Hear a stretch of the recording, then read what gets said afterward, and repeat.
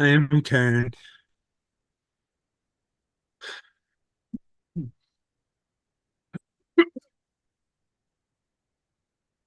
I'm I'm entering. Oh, hey.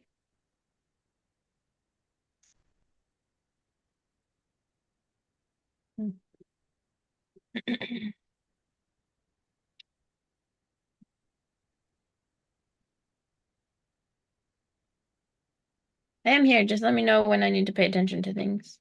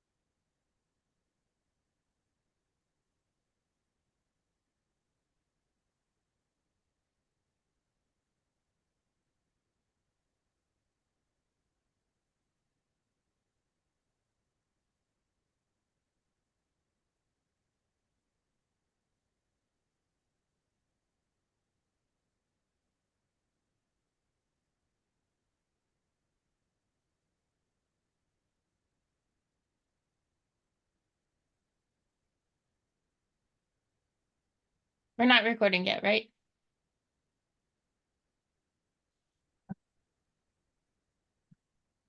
Okay.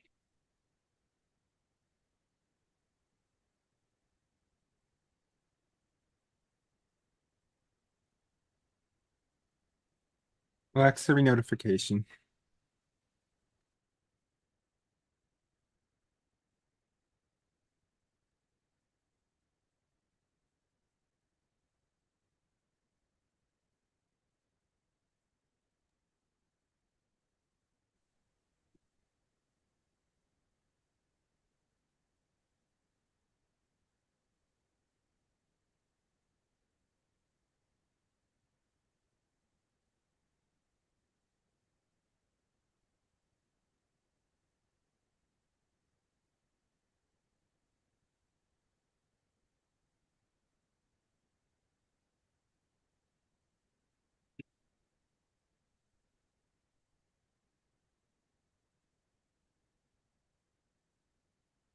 I'm entering my artwork in a contest.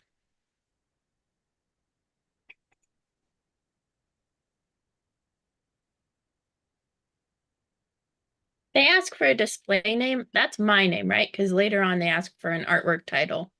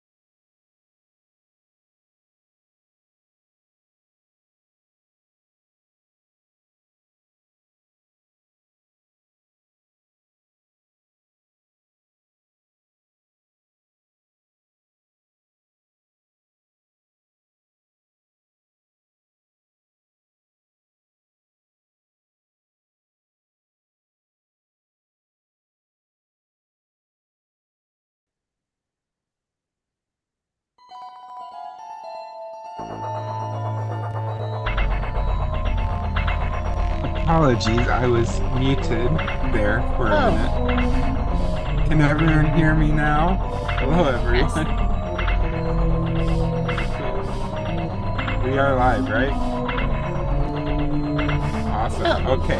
So, hi, wait, hold everyone. on one second. Again. Oh, 1 second. Never mind.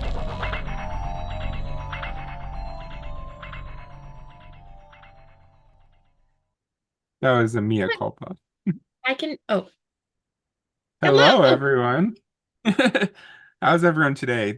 Thanks for joining us. You're listening to Horror Nerds at Church, a ridiculously queer podcast where we take a deep dive into a horror film or a franchise and talk about how it connects to queerness, religion, and theology. My name is Pace Warfield, and I am the mother computer of the alien spaceships. And I'm Pastor Emily, and I am the acid blood that will eat away at your face.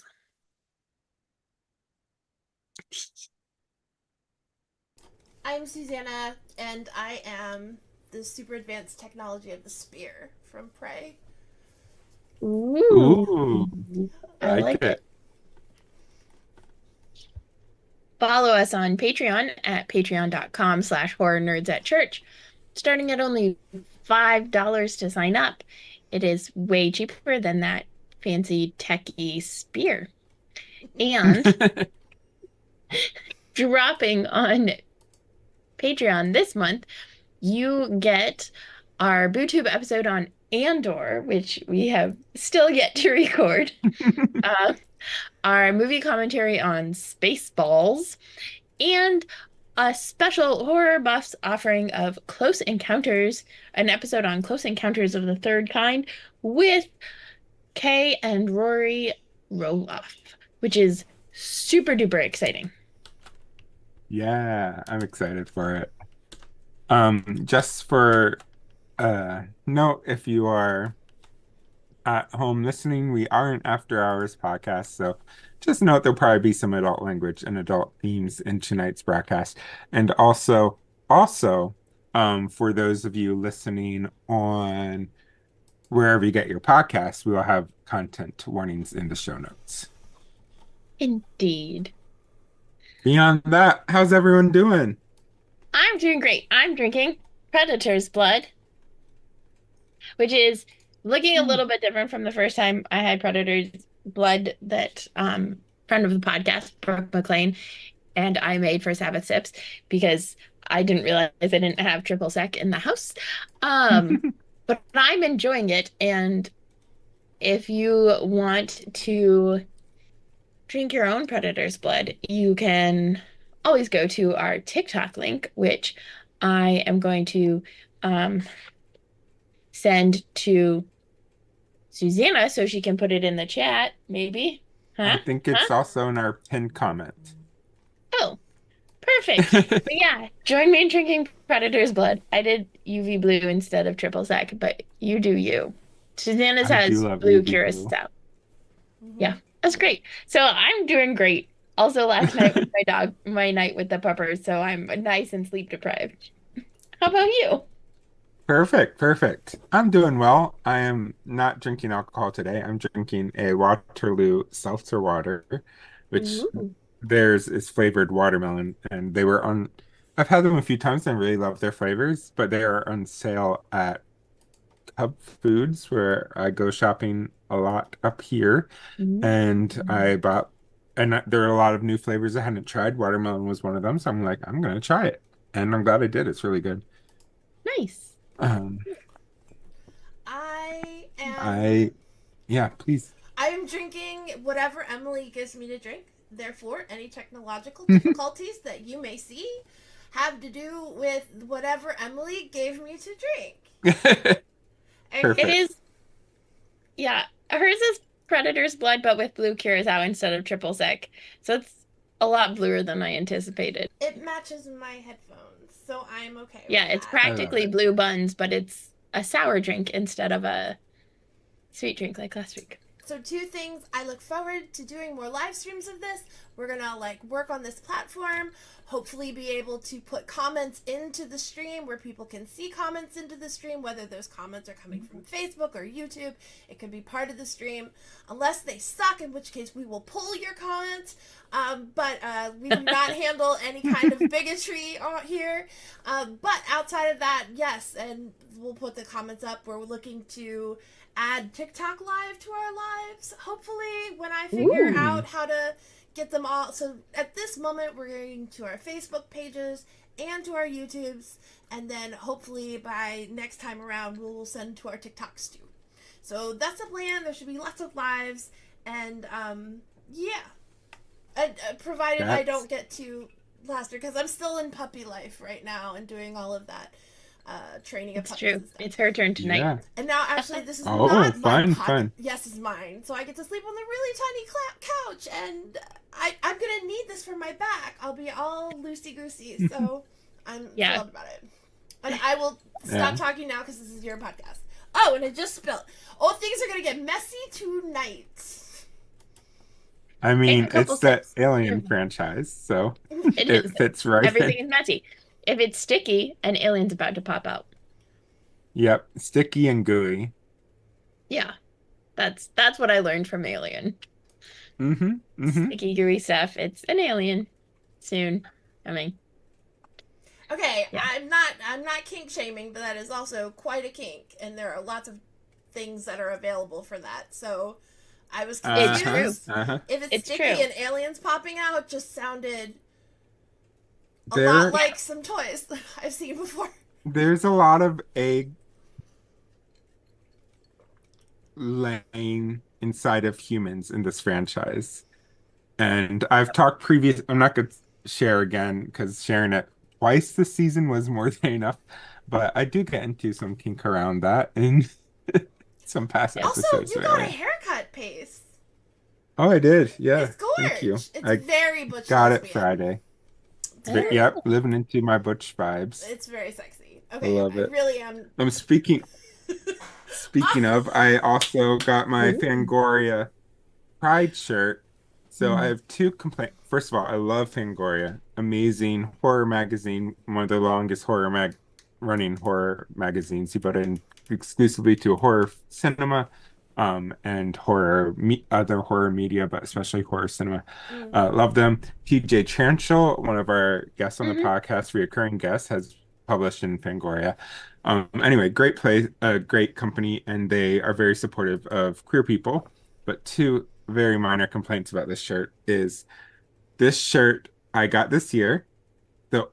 They let you order it in the beginning of Pride Month, but say it will not ship until early June. So I can't actually get my Pride shirt to wear in queer Pride Month. So that's one minor complaint. But it came in the mail yesterday, so I can wear it today, which is Disability Pride Month. So also proud of that. Proud of being part of the disabled fam and community. Second, very minor complaint is 2 years ago they had a trans pride shirt, which was this exact design but with the trans flag colors. And then last year they had a Fangoria shirt with the progress flag colors, like each letter was a different progress flag color kind of thing. And this year they didn't offer any of their trans pride merch, so sad about that. So I got the rainbow one, which is still awesome, but I wasn't able to get it the past 2 years, so oh well. But otherwise, I love it. It's comfy. Nice. That's awesome.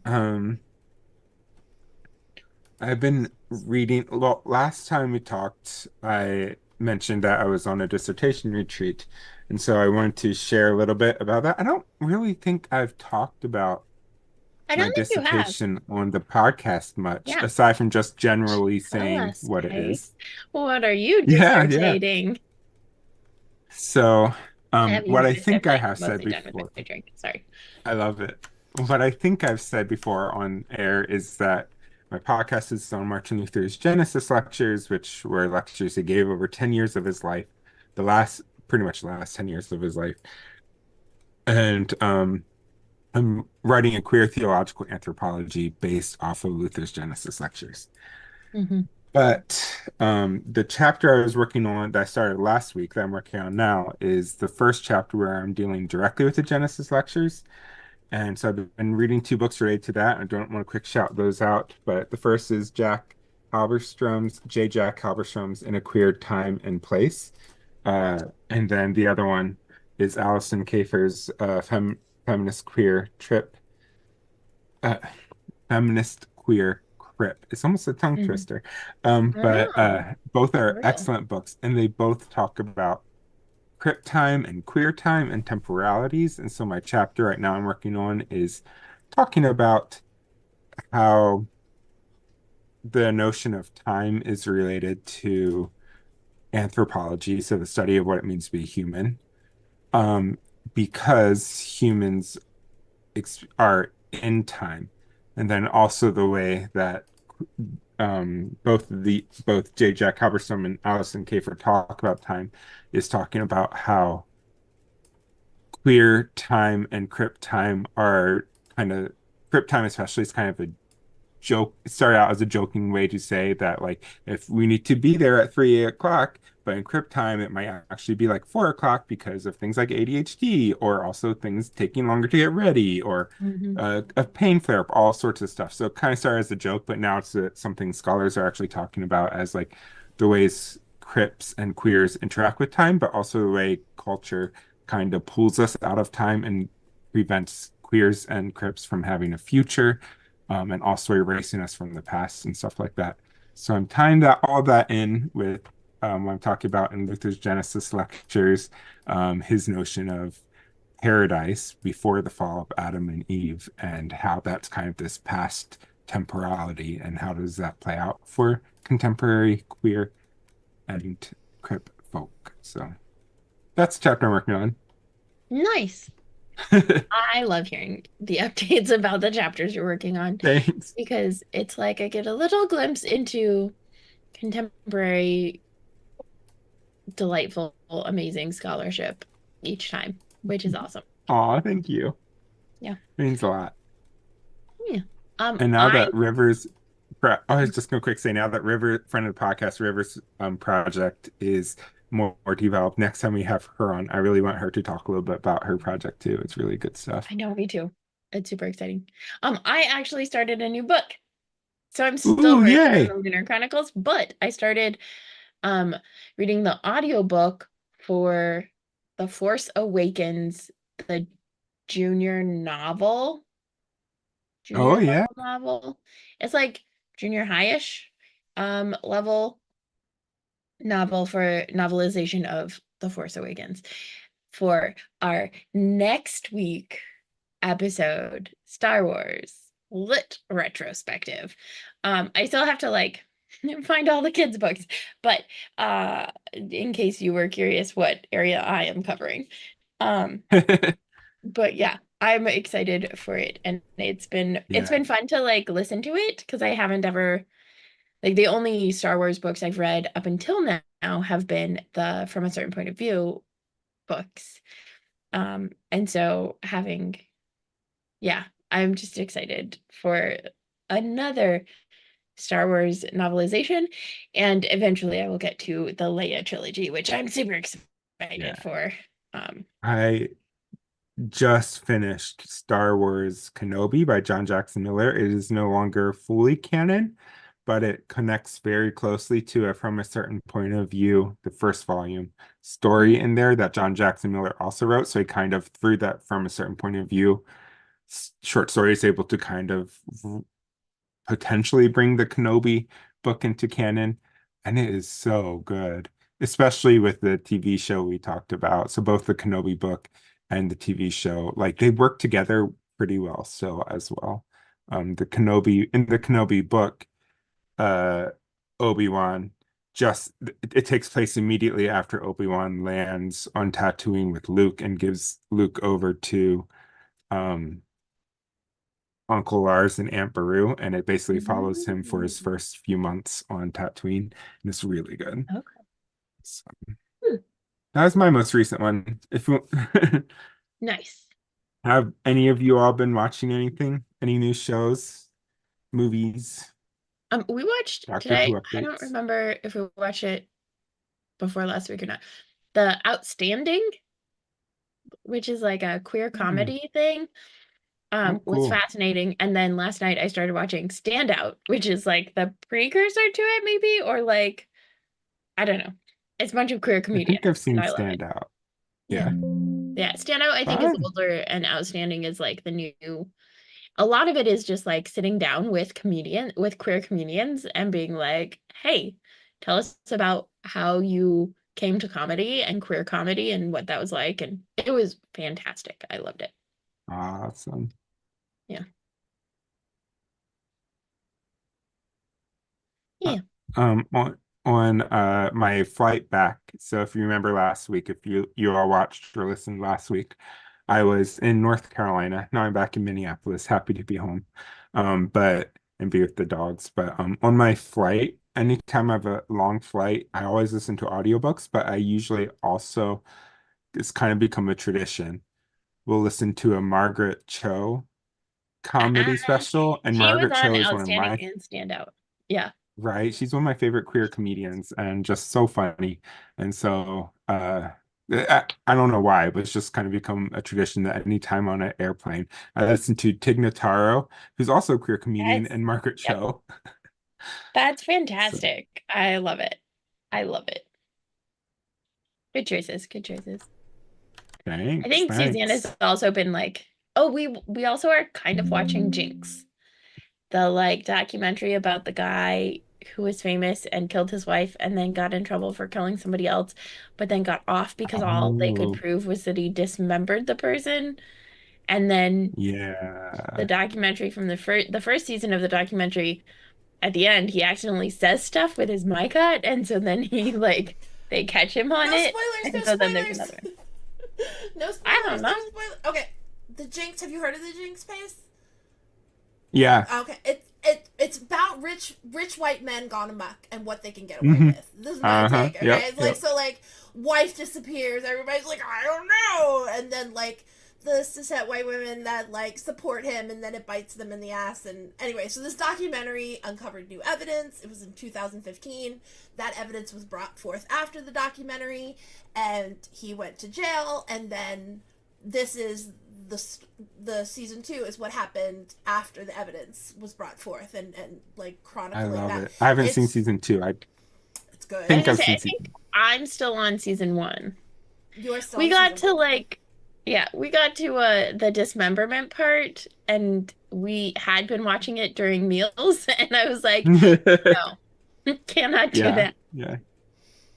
I Yeah. mean, speaking of things like dismemberment, I really would love to do a true crime season of Ooh. HNAC. So just start thinking about that audience, and especially you and Emily, Susanna, because I know both of you two are true crime people, especially you, Susanna. I was gonna So say I'd love Susanna some is. I ideas. I have am just I by love association. like Zodiac is such a good movie. I would cover that, but there's so many good ones out there. So how about just a question. I know a really hmm great hmm unsolved mystery about a sweet, wonderful girl named Tracy who's still missing to this day. And Yeah. if you're interested in doing that, we can also discuss that true crime if you're interested. I Because sort I of was a Yeah. thought, part of it, Interesting. so Yeah. Yeah. there's that, and I could bring in all the other people, and I'm actually meeting with her ex-boyfriend this week to talk more about Oh it. my And gosh. yeah, it's like a whole thing, and the detectives and the way they Yeah. botched everything, and it's a I whole feel like mess. I feel like true crime stories are mostly a cab. Right. They are. Like, And horror in general is a very ACAB genre too. They're it's true, it's So they're true. Yeah. 100% either sex. It's always like number one thing, ACAB. Number two thing, sexism. Number three thing, mhm. homophobia. And they never say Yep. sexism and homophobia and ACAB when they're describing these stories, but it's always those three things Right. every single Yeah. time. Although Netflix had a mini series called, we'll talk about Alien listeners, by the way, we promise, but but right now, let But us you go with don't our listen to tangent. us for our lack of Right. tangents. In case you're tuning in for the first time, just as a warning, we'll get to Alien, promise. But Netflix has this really great series called Crime Scene, and they just did Crime Scene Berlin. But the second one, what I think is my favorite of the series so far, Crime Scene Times Square or New York City or something. But like it was Ooh. really well done, and they actually refer to sex workers as sex workers. They also are Ooh, critical of the police in the document. I'm like, holy cow, I nice. wish more were like this. And so just Yeah. if true crime people out there, check out the Crime Scene series on Netflix. There's three of them, Yeah. 3 seasons of it. Nice. Also, it's But Taco Tuesday. Did you know that? Our I house is did having not. tacos. They're all I having them love right it. now. Susanna and I are I having had for this. chicken pot pie and it was delicious. I've had chicken pot pie Mm, in a long time. Brian got it delivered to us from someplace. nice. I used to get the Swanson chicken pot pies. I used to have those all the time Those are when I was a good. kid. Yep. I Yep, the love frozen those. pre-made. I never had them for like dinner, but I had them for like all of the other meals because my dad cooked dinner. But yeah. Yeah. Anywho, Well, anywho, speaking of la- delicious meals. yeah. Well, last non-alien thing for Oh now, yeah. anyway, is I want to update everyone on Doctor Who watch through because we've been talking about Oh that all yeah. season long. Oh, oh, Um, oh, I just can I yeah, go first? I just yeah, last go for night it. finished watching the Sarah Jane Adventures episodes on the death of the Doctor, which I had never seen before. And Matt Smith is my Yeah. original Doctor. I know that my original Doctor is going to change once I finish this watch through and get caught up on the most recent two Doctors now. But I have a special place in my heart for Matt Smith.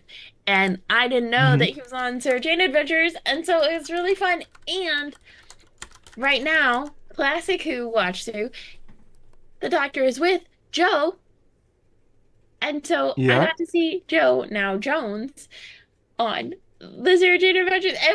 It was delightful. It yeah. was absolutely Oh my delightful. Also, gosh. it's 8 o'clock and it's my pupper's dinner time. Oops, forgot to turn off the alarm. It's all good. Yeah, Joe Grant is one of my favorite classic era companions. She's Yeah, great. she's fun. Her doctor is fine, but she's great. I mean, I think in the third Doctor, the ones that like it is the companions that keep us going. Yeah, for Yeah. sure.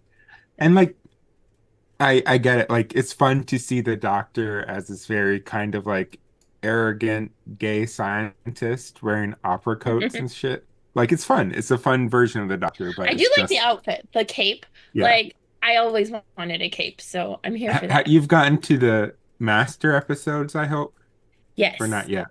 Okay, Yeah. so like We're like in the middle of them, I think.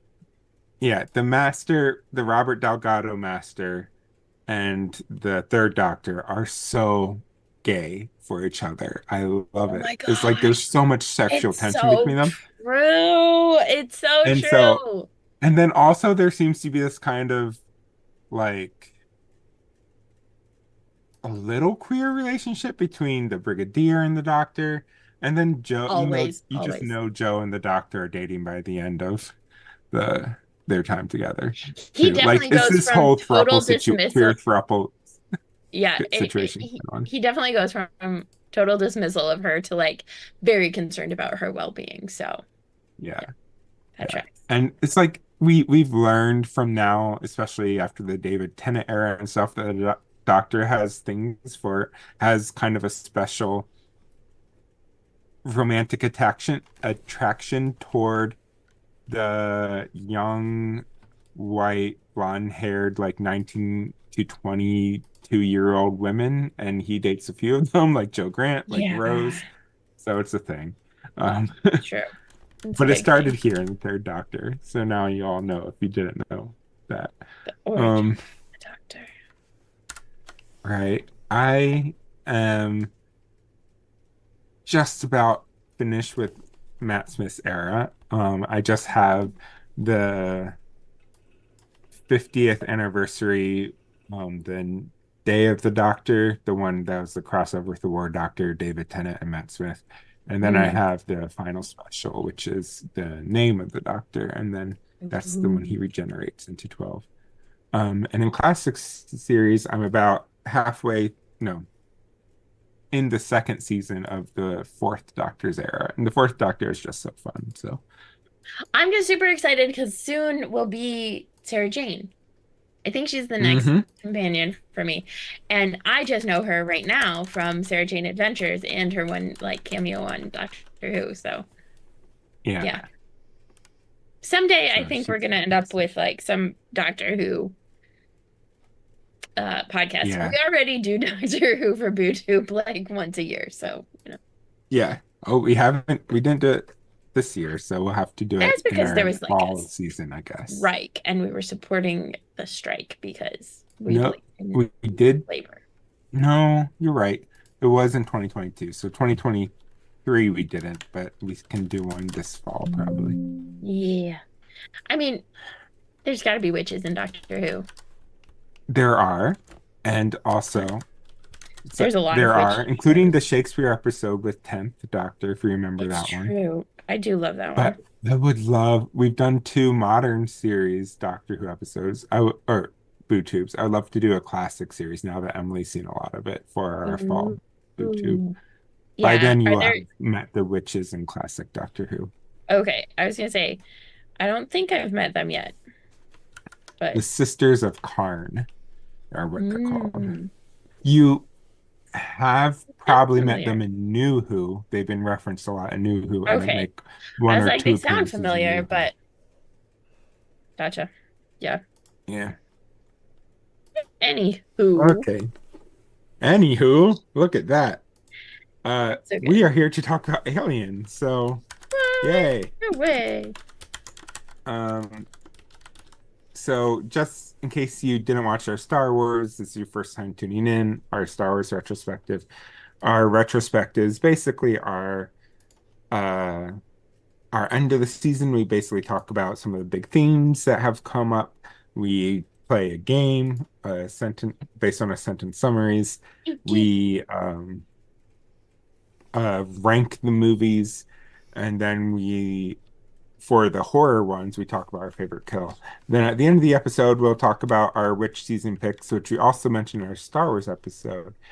But um, knew for this episode, I want to announce that the winners of our uh, poll that we put up last week for the two I that we totally will didn't cover. even see the poll, so I'm excited. It was on Twitter, and it was on Twitter. I meant to Um, set it for like to last a whole week, so the results would go today, but I accidentally put like 48 hours or something on it, so it was short-lived, but still people voted, so there you it's go. cool. Hey, that's what we wanted. People Yep, to vote. Oh, so that's gonna be a surprise for me too. Yes. yeah. I I'm mean, it's in excited. the outline, but I it'll be a mean, surprise to I you if think you I don't saw scroll that down there. something was bolded, but I didn't. Yeah. Yeah, we're gonna pretend like I don't. Um, Slash, I'm not gonna look ahead. yeah, yeah. Emily does not like spoilers. I do like spoilers, so True. um, Unless if I know that the actor died, then I need the spoiler of if they die or not. yeah, Because otherwise, that's how yeah, as our listeners know, that's how I spent the entirety of the eighth Star Wars movie was like, when does Leia die? When does Leia die? Oh, she didn't. yep, What? So much yep, confusion. yep. Yeah. Ooh, those drinks are strong when you haven't had I dessert. love it. That's true. That's true. Yep. Well, I guess we can start off with our one sentence summary then game. So this is how this works. I will say for each episode we cover, we do a one sentence summary. It started off as kind of a joke and then became a running theme. Um, so I will read the sentence summary. Emily has to pick which film they think that the sentence goes along with, and then Susanna gets to pick whether Susanna whether she thinks it was me who made that summary, Emily who made that summary, or a guest who made that summary. So we had two guest summaries this season. The rest are either Emily or me, about 50-50. So, Dun dun dun. Oh, I yeah, don't and Emily will also pause for like 2 seconds before they answer. So that way, if you're playing at home, you can try to guess too. And these Uh-huh. are for the Alien films. We don't usually do them for movie commentary. So, It's true. because it'd be kind of hard to do, especially if Emily hasn't seen the movie before. Yeah, So, that would be a spoiler. yeah, so so we don't have the Predator franchise. So this is just Alien and Alien versus Predator. So, first summary. Space is terrible and everything sucks, man.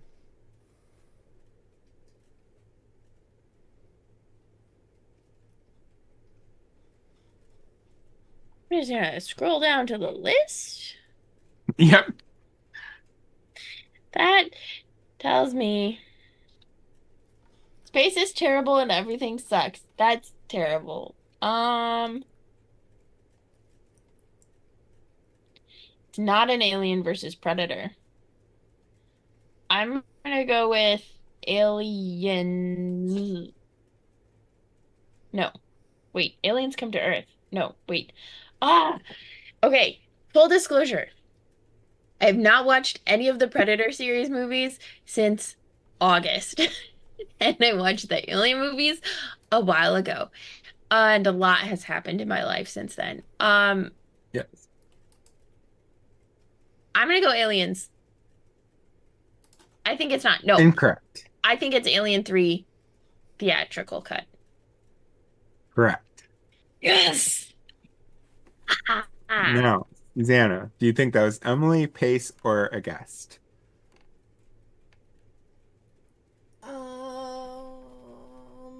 That feels. Oh, it's Pace or a guest. Um, You're correct. That is one of those two. That was not an Emily. I'm gonna go with. I'm gonna go with a guest. With guest? Yeah. Correct. Yes, That I was got the Dr. only one I'm May gonna get. Forrest Barnes. Okay. It took me a minute and then I was like, no, that sounds like May. And I Yep. had to remember which. Yeah. Very good. Okay. So you both get a point for that one. Um, the next one is Ripley is still the only competent one. I know that one. I mean, it could be for like most of them, honestly, but like, yes. It's which true, one? but I think it's Alien. Zzz. Correct. Now, Susanna, Emily or Pace for that one.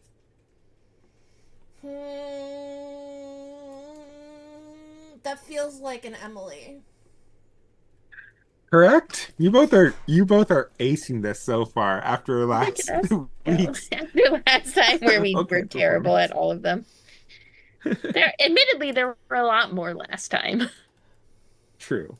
True. Okay. This next one. Someone watched too many Paul Verhoeven and Tilly Gilliam movies and decided that aliens should be like that, except worse.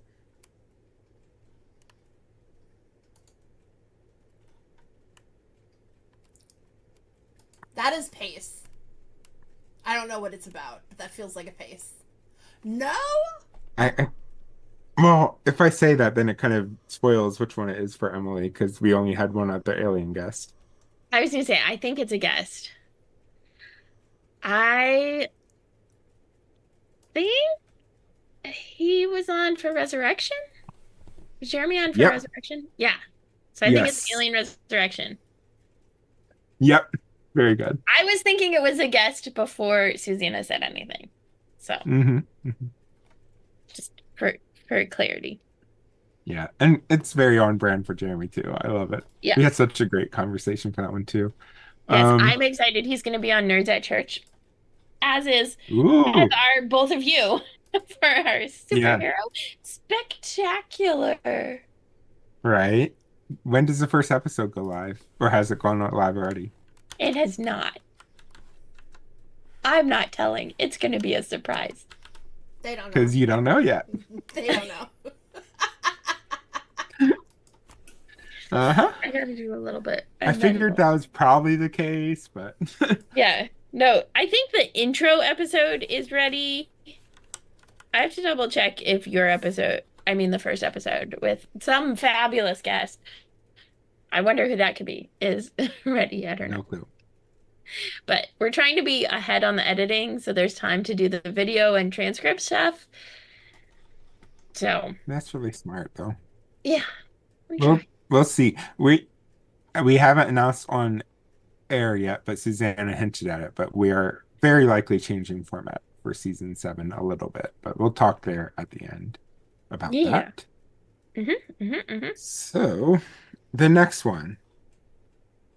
Okay. Penis heads versus vulva mouths. Alien versus Predator. Correct. Yes. Oh God, that's hard. That is hard. No pun. I didn't even mean to. Mistakes were made. Yeah, that was all on you. I know. It's being around you all the time. Mistakes You're were welcome. made. You're Oh goodness. welcome. So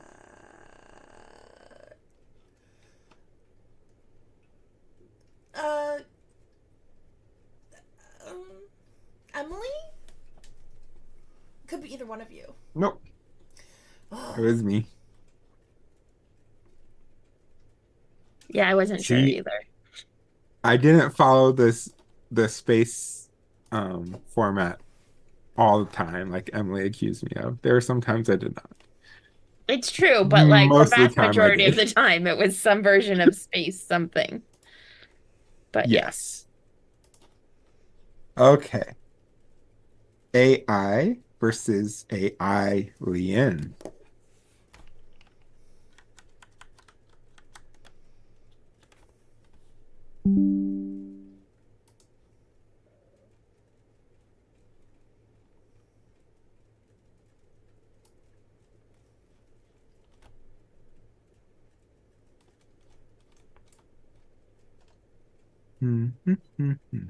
Covenant? Correct. Yes. I'm doing so well. Why am I doing so well? That feels like a pace to me. Incorrect. That Oh. was Emily. It had a Yeah. pun, so Oh. It's true. AI It was a versus bad AI pun. Lien. Okay. Yep. I messed up big time. I should have done better than that. No, it's all good. I mean, Emily and my one sentence summaries have sometimes been awfully close to each other. It's Now that true. we're both doing much shorter ones. For a while, Emily would just write paragraphs, so it was Okay, but weird to like guess now which was theirs. you write like 2-word summaries as opposed to one sentence summaries. So just saying. I'm a minimalist and you are a maximalist. I mean, I was not so much anymore, but Okay, next one. I'm pretty sure both of you will get this. Slasher in space. oh, Space. I believe that is Alien. Correct. Woot woot. I assume that's pace. Mm-hmm. Okay. It okay, was space. Space. Pace. Space. Yep. Almost That was like your my name running gives it gag. away. Pace. Right. But yeah, that was my running gag this season. Was almost every summary had space in it somehow. So Because I love much. space. And also it was a space season, so it's fair. Yep. Okay, It- 2 left. Okay. So This is way next shorter one. than Star Wars. yeah, Star Wars. We did all the horror buff movies too. So the created meet space creators. That one's easy. Prometheus. And who was that? Who said Say that, Susanna? say it again. It is the created meet space creators.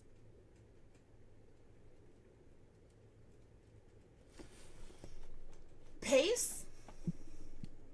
Yep, that was me. Nice. Emily's was really good. So I almost went with Emily's for that movie, but I had to make sure it's kind of even 50-50. But Emily's summary for that was sometimes God should stay hidden, which also feels like something Pace could say. So like It's that true. one was It's really true. hard. Yeah. I purposely, well, that might reveal too much, so no spoilers. Last one. A space argument for choice. A space argument for choice. I was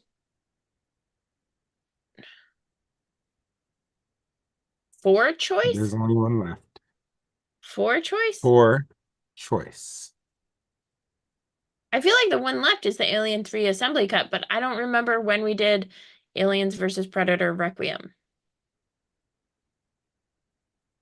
Alien versus Predator Requiem. Oh, we skipped that one. So I Ah, still have that one okay. then. I'm sorry. So that's why. Yep, we skipped that one. Okay, so I think it's Alien 3 assembly cut. Yep. Now who said that? Pace or Emily?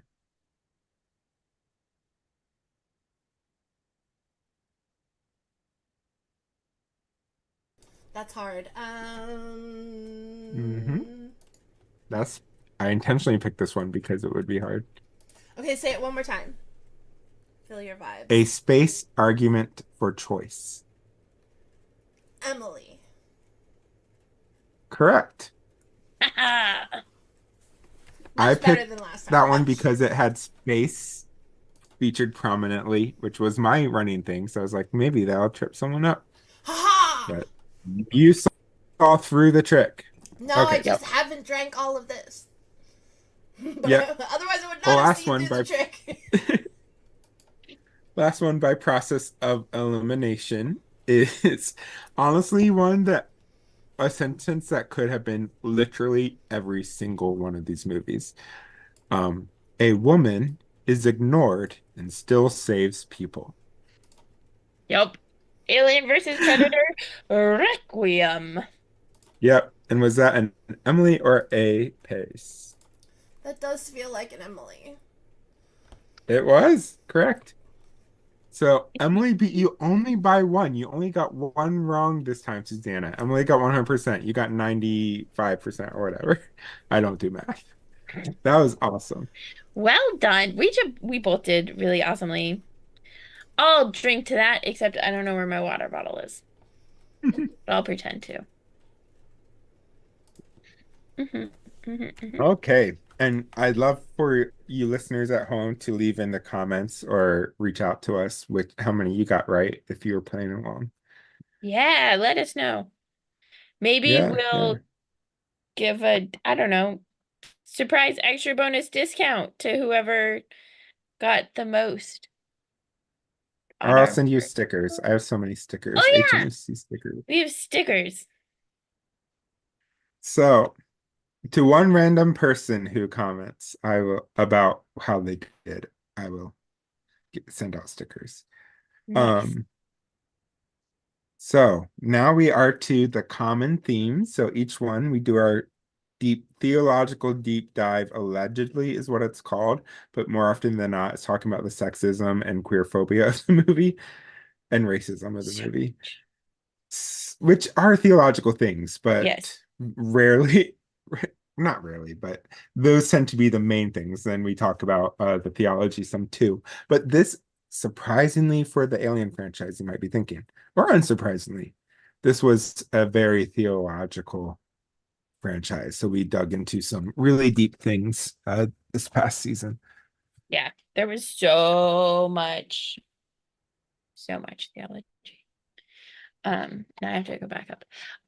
So obviously the sexism paired with really badass women. I mean, Ripley started it with Sigourney Weaver as like Right? badass woman. And as our last one sentence summary illustrated, a woman is right.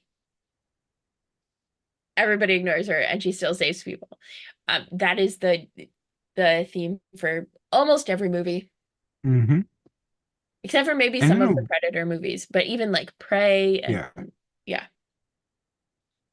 And yeah, even though I will say like the sexism is woven into it in an intentional way most of the time, not always, especially not in the Predator movies, but like in the Alien movies, it seems to be saying like this is the consequences of your sexism and not believing women is you're going to die. So like that being an intentional thing, I really like. yeah. Except for what was it? The one that I didn't like. Alien Resurrection, where all the sexist assholes live. Yes, which I didn't put in the right order because I couldn't remember the order of all of the things. So I put it way higher than it should be, but But I it couldn't also remember helps the our movies. conversation flow. It's really good Yeah, because of yeah, Jeremy in it. it's true. Um, and then capitalism, because the whole thing is because Right? of capitalism and companies owning planets and prisons and industries and wanting Right? alien technology for themselves. Bad idea, bad Yeah. idea. And like surprisingly, that was a theme between both Star Wars and Alien was this capitalism is destroying the galaxy in some way. Yep. Yeah, both of them had that. And the other thing that both of them had, though in completely divergent ways, was AI. Yeah. Artificial intelligence, droids, all of that stuff. Yeah, In droids, Star all of it. Wars, the droids are my favorites and are the best Hmm. characters. And in Alien, they are evil almost every freaking time. Yep. So evil. It was hard, especially at the end when we were actually like watching, like when we were not like ahead of the game and watching, but when we were watching like each week a different one, I would get to the alien ones and I'd be like wanting the AI to be the good guy and Hmm. Yeah. yeah, yeah. Uh, and then some other themes that came up are nature and its natural world order. So the question of evil, like are xenomorphs evil or Mm. just creatures that are living out naturally and humans just happen to be their prey? Um, Unlike the predators, where it tends to be more like the predators are trophy hunting, and so that's a very Mhm. different kind of message, and they are more villains.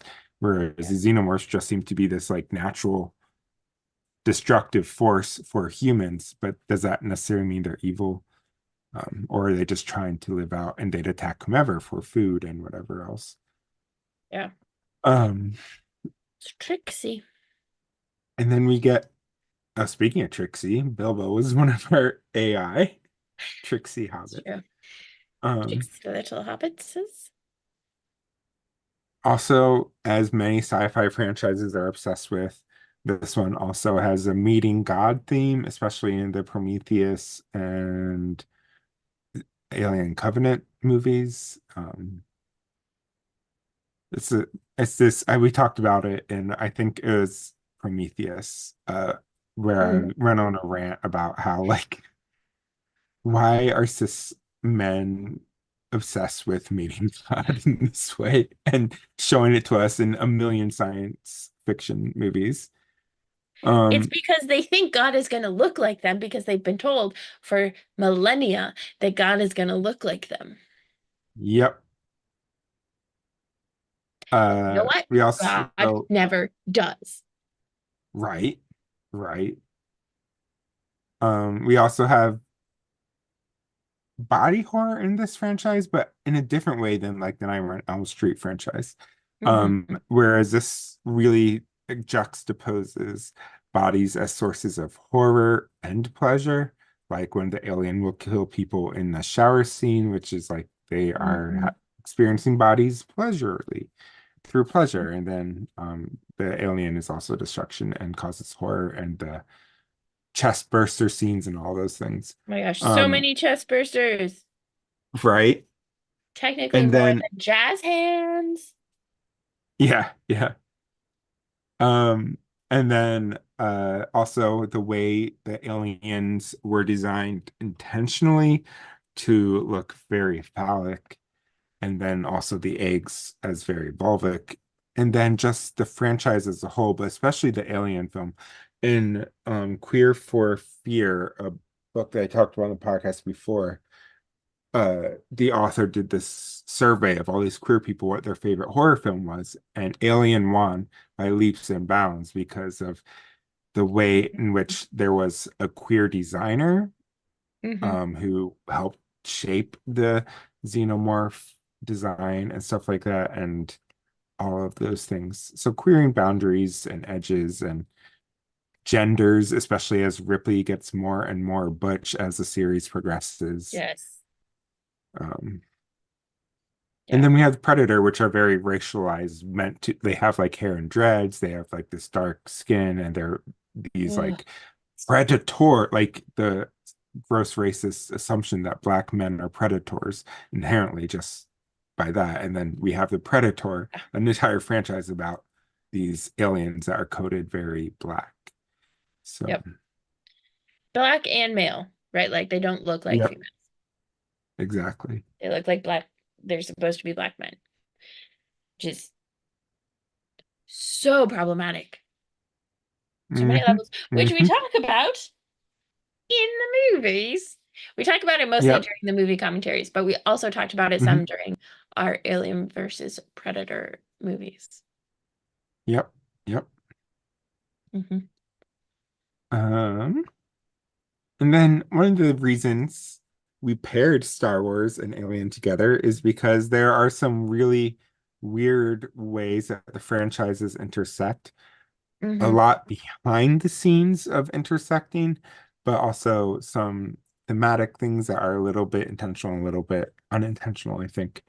But um, Star Wars came out in 1977 and was a runaway blockbuster, surprise blockbuster hit.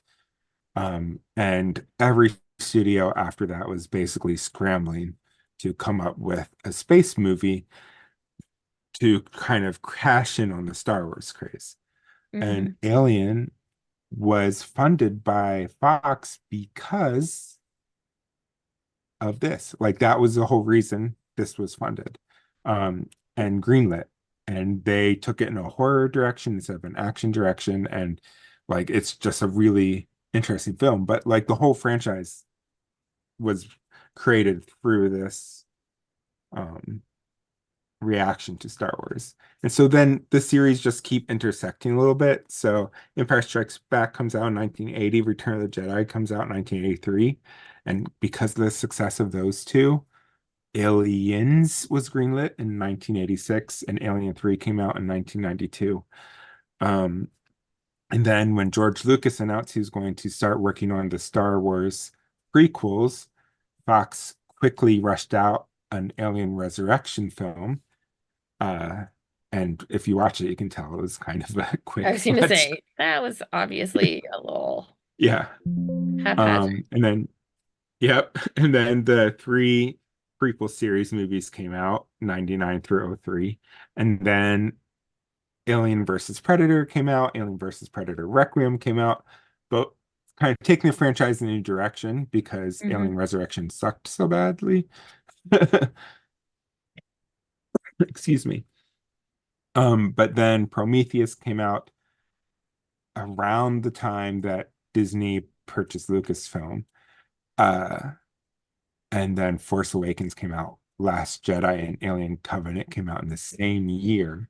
And then Rise of Skywalker came out in 2019.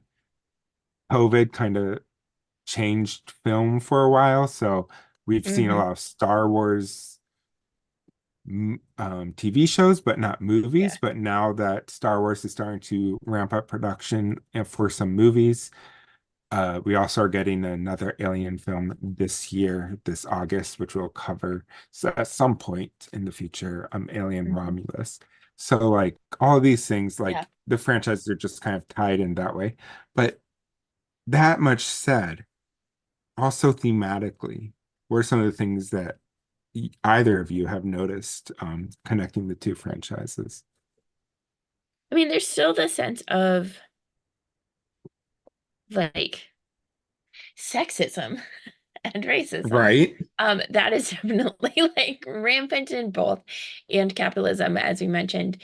And I mentioned like the AI, the different ways that they take AI, but I think there's a sense of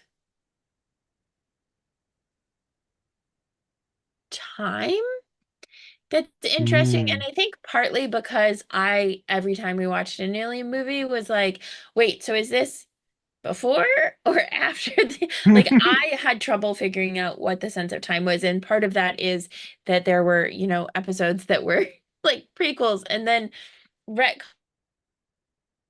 in the same universe Yeah, and all of that stuff. But I think there's a weird sense of time that neither franchise really cares about being yeah. clear about time.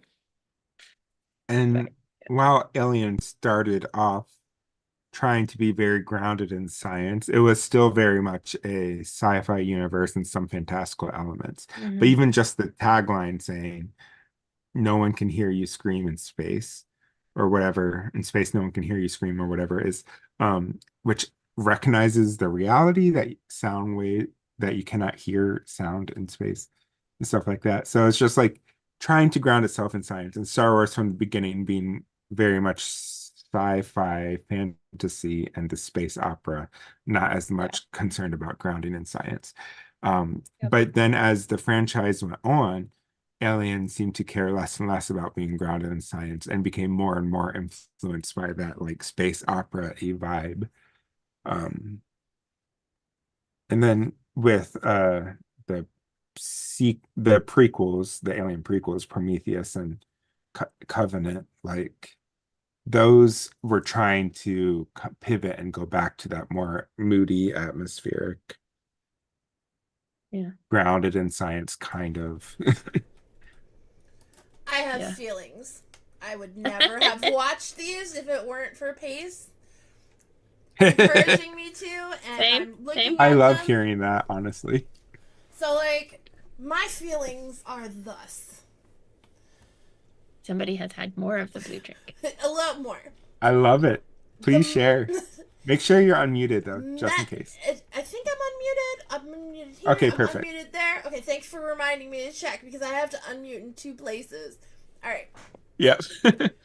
As we continue getting forward, I in both franchises, whenever you talk about advanced technology, seems to be a theme in general, which is I think there's a theme of advanced technology eventually turns into like when you start over.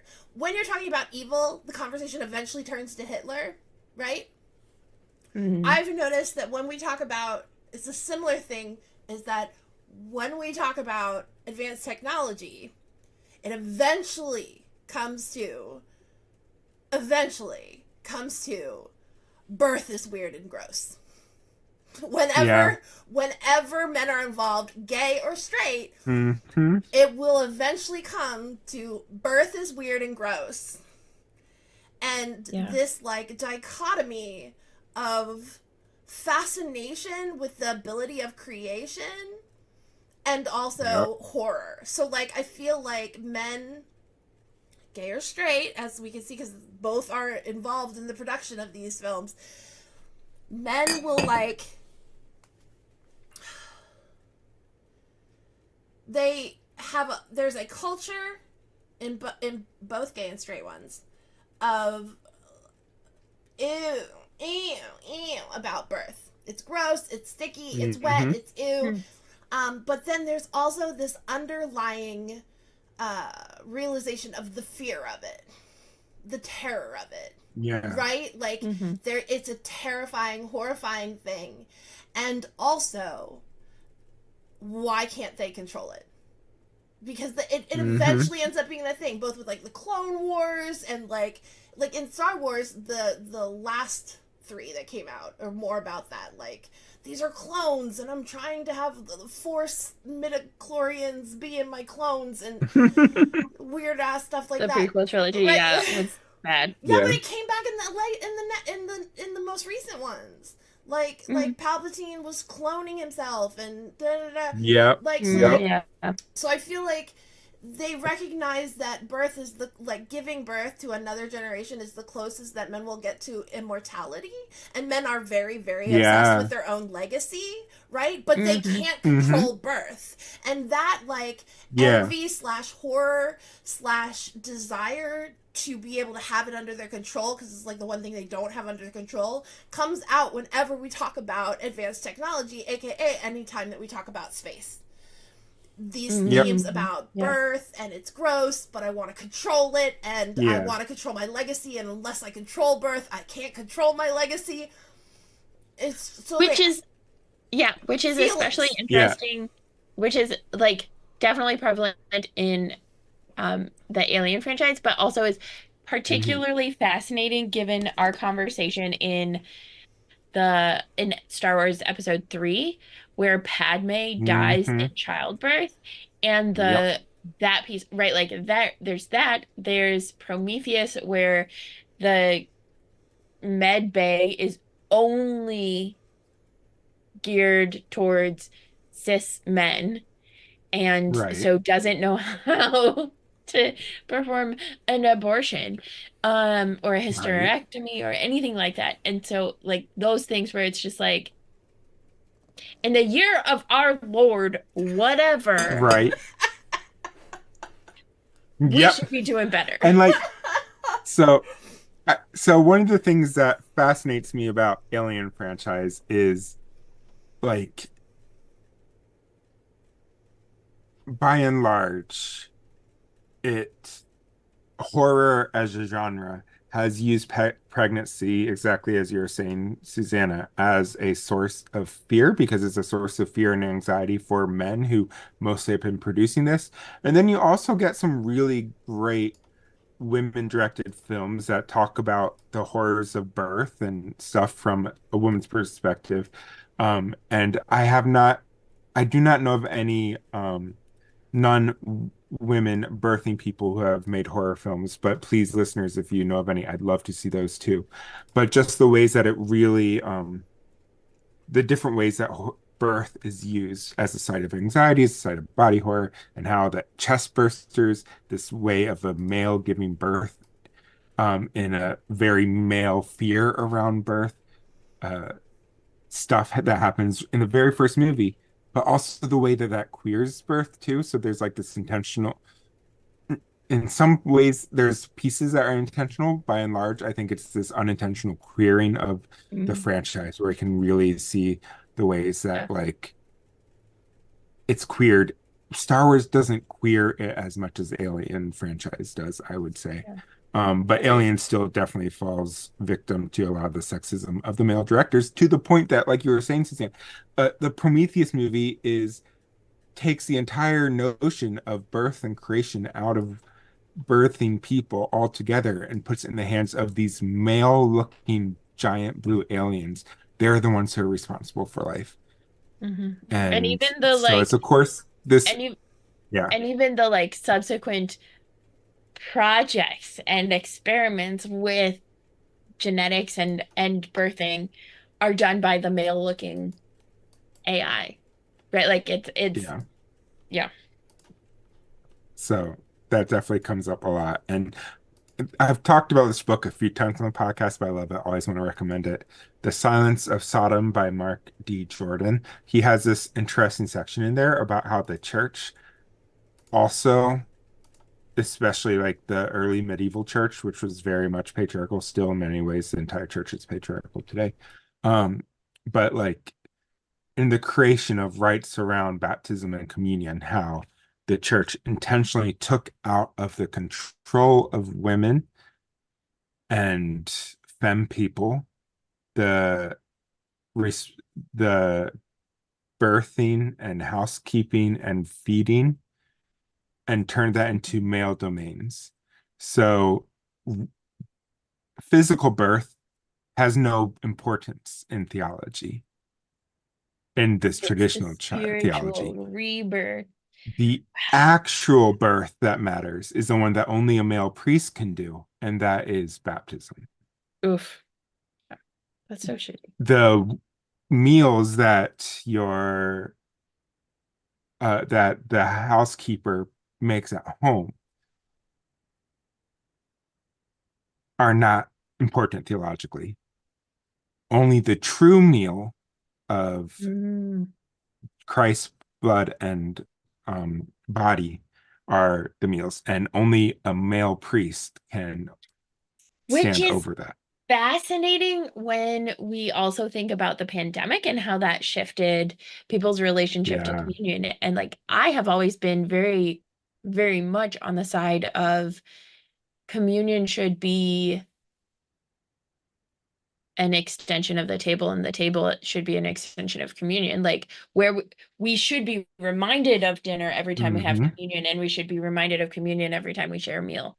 And then to have like the ways that different denominations, including the ELCA, of which we are a part, say, no, you cannot have virtual communion. That doesn't count. It has to be this particular structure, this particular way. Is just fascinating. Yeah. Yeah, And that's also one of the reasons. I've always felt that way. Yeah. The pandemic really brought it home to me because, like, people were like, well, technically, if there's an emergency, anybody could give communion. And I'm like, hello? Like, if this isn't it, what is? Like, what emergency are you waiting for exactly, other than a global pandemic? Because even then, it was like, oh no, we're going to lose our branding of Jesus. We're going to lose our branding of the church. Yeah. And it's very, it's very frustrating. Yeah, I really appreciate you bringing that up, how, the different ways that the faith has usurped birth and creation and parenthood and away from what has been traditionally women, so that they can say that they're the true one. Even worse, saying that the kind that what has been traditionally women have had domain over is intrinsically sinful, is intrinsically is intrinsically like the draft, and Jesus is now the final, you know? So like, yeah, I really appreciate you bringing that up, because it's a whole vibe. It's a mood. Yeah. It's such a mood. I mean, if you just remember to the pandemic too, like what organizations were the most vocal about trying to open before during lockdown? And it was the churches by and large. Churches by and large. And like the Catholic Church is one, the Roman Catholic Church, that opened up very quickly and stuff like that.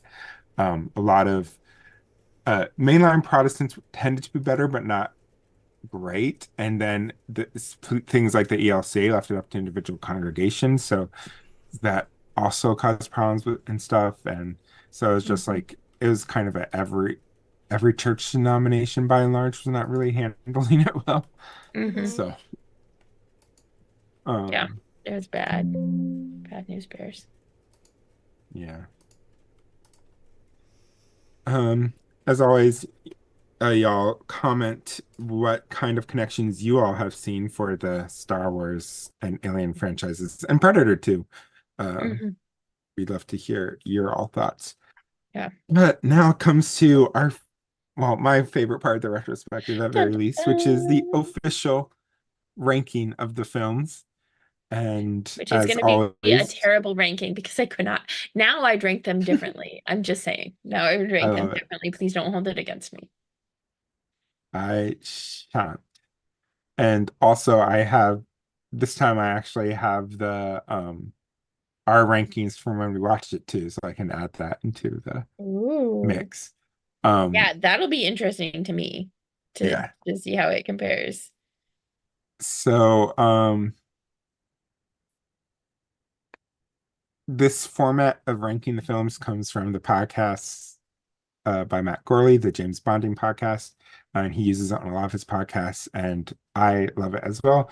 It basically, Emily and I will go from our least favorite to our favorite of all the movies we watch in the season. This one, we're only covering the Alien and Predator movies. Last Mhm. retrospective, we did all Star Wars ones. Um, and so we'll just name it, but we can't talk about it or argue our case until we both have mentioned it. Yeah. So Dun dun dun. Oh my God. there are 14 movies. So Oh my starting with your 14th place, so the lowest of the low, Alien 3, the theatrical release. and mine is Alien versus Predator. And then your 13th place. Aliens versus Predator Requiem. The Predator, the fourth Yep. Now to 12th, one. Alien Covenant. and I have The Predator, which Dun dun the fourth one. dun. So why'd you rank this one where you did? You ranked it Um, second to least favorite. yeah. Uh, uh, this was the one. Wait, remind me which one this one was. This is the one where the Predator invades a small town. This takes place in like the Oh, 20. and the army blows up the town. No, No, that's that's Alien Alien versus Predator. versus Shoot. Predator 2. This is the one where there's the autistic kid that is like Oh, yeah, poorly done, that whole thing in it. yeah. Um, I, I, I don't. Honestly, I ranked it because I don't even freaking remember it. Like, yeah, it was a forgettable one out of them. it's just so hard to remember. Yeah. What about you? I the autistic thing was really hard for me because in the Hmm. episode I talked about how much I love having representation. So there was a part of me that this was one of the first movies I saw that someone was actually named autistic. Hmm. But it was not great. That like it wasn't as bad as so many other movies out there, but it was also just But it's it's not clearly great. done by people who are neurotypical and didn't quite understand what they're doing. So so there's that piece. And then also it just is very like kind of like you said, forgettable. It has Thomas Jane in it, who's one of my favorite actors, but like beyond that, it's like I don't care for it that much. Yeah. When Um, I think that's part of it. That part of me like blocked it out from the bad autism yeah. representation. That like, yeah. And then this was a movie commentary, so we didn't rank Hmm. those or Right. didn't rate those as we watched Yeah. them. So now we are to 11th. Yeah. Alien versus 10th. Predator Requiem. Mine is Predator 2. I think that was our 10th actually. Oh yeah. So we can talk about Alien versus Predator Requiem. So that's the one where the government blows up the small town Yep. and try and like uses humans as bait. Yep. That was basically the Again, plot of Resident Evil 2. Yeah. right. But again, the woman knows knows the things and still saves Hmm. people. Yep. Yeah. Yeah. I It just like yeah. Yeah, the only reason So Alien versus Predator and Alien versus Predator Requiem are both really shitty for me. I'll talk about Hmm. AVP later when we get there. But AVP Requiem is only ranked better for me because it actually had a fairly diverse cast and not all of them were put into the black guy dies first kind of tropes and stuff. Like it was, there seemed to be Hmm. some intention there more than most horror films, but then still by the end, only the white people survive. Um, so, but like that's literally the only reason it's above AVP. Which is It interesting wasn't good. when It wasn't a good when we movie. get to AVP. I'm excited. Yeah. We Hmm. Hmm. so I ranked AVP Requiem a 3, and you did as well. Okay. 3 jazz hands. Perfect. Perfect. Okay. 3 alien jazz hands. Okay, so our ninth is I did Alien Resurrection. and I did Predator. Okay. Now to eighth. I did Alien 3 Alien Cubed Assembly Cut. Interesting. I did Alien Cubed theatrical cut, Which I think is fascinating. which The means we can dog talk about, dies at the beginning, and the yeah, dog dies. And yeah, not like off screen just happens to disappear. Like yep, blood and guts and gore for the dog. Also, it watched like a bunch of just like spliced together the action. Wait. The tech person is confused what should be on the screen. Alien 3 theatrical. Got We're it. on 11. Okay, got it. Thank you. I got a little confused yep. there. It's all good. That's fair because they name the movies in the franchise terribly.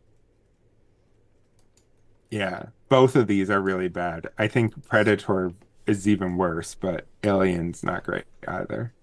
Yeah. Um, yeah, I don't mind this one. And we talked about that a lot in the episode with Mae Forest Barnes because this is May's favorite of Hmm. the Alien, probably only surpassed by the first one. And it is kind of in many ways is for me too. The only reason it's not ranked higher is because the um assembly cut is just so much better than the theatrical. Yeah. Yep. But That's like I mean for me the while I didn't remember half of the movies, I did remember very clearly that the theatrical cut was way worse for me than the assembly cut. yeah. Like by So 5 or 6 movies. for this one, Alien 3 got 7 jazz hands from me, 6 from you, and 7 to 7.5 from May. Mm, So it okay. seemed to rate higher than it would appear from where it's on the list, but still. Yeah. Wait, question. Is this the one where the dog dies in the beginning and the girl is dead? The little girl? Yeah. Yes. That's another thing that bothered me. Just like the whole movie beforehand was about the little girl and motherhood and Yep. like Ripley's like maternal, like that was like the whole thing. And like the horror Yep. of destroyed innocence. And then when like Yep. children are no longer plot points, they're just killed off like poof, girl is dead. Moving on. Like Yep. kids are Yeah. just replaceable, and it bothered me. Yeah.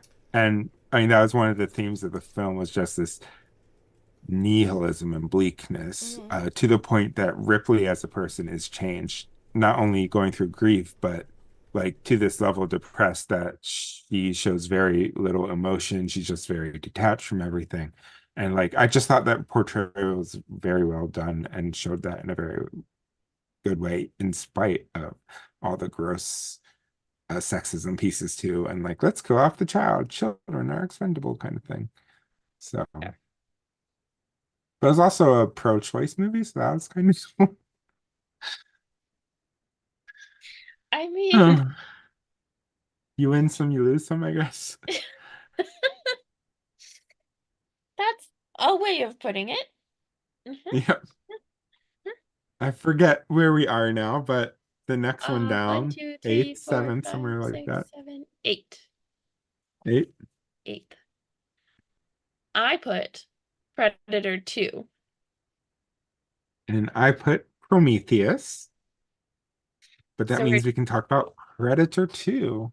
yes, which is the one with Danny Glover. Yeah. Because Pace told me before we recorded. Yep.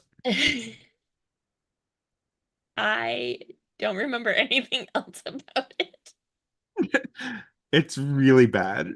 So that's why, like, for me, I rated it so lowly. Like, The Predator, I rated a little bit lower just because I was really annoyed with the autism stuff and the sexism stuff and the racism stuff. Mhm. This movie had a black man in a leading role. He was still a cop though, and the movie just wasn't good. It wasn't well done, Yeah. which was sad because Donald Glover's such a great actor and deserved better. Hmm. So, but it also was the movie that first linked the two franchises by having a xenomorph skull in the background of one of the scenes on board the Predator's ship in the trophy Mm. room. So that's kind of where the seeds were planted for things like Alien versus Predator and all that, for better or worse. That is definitely for better and for worse. Yeah. Yeah. I feel like there's a trend of like when there are cop characters that aren't terrible, they have to be black. Or True. maybe I'm That's just legit. thinking of Die Hard and Predator movies, but like it Well, I mean, it's feels more than just like that. Lethal Weapon has that uh Danny Glover, I think. Did I say Don Glover? It's supposed to be Danny Glover. Anyway, Don Glover's his son. But okay. anyway,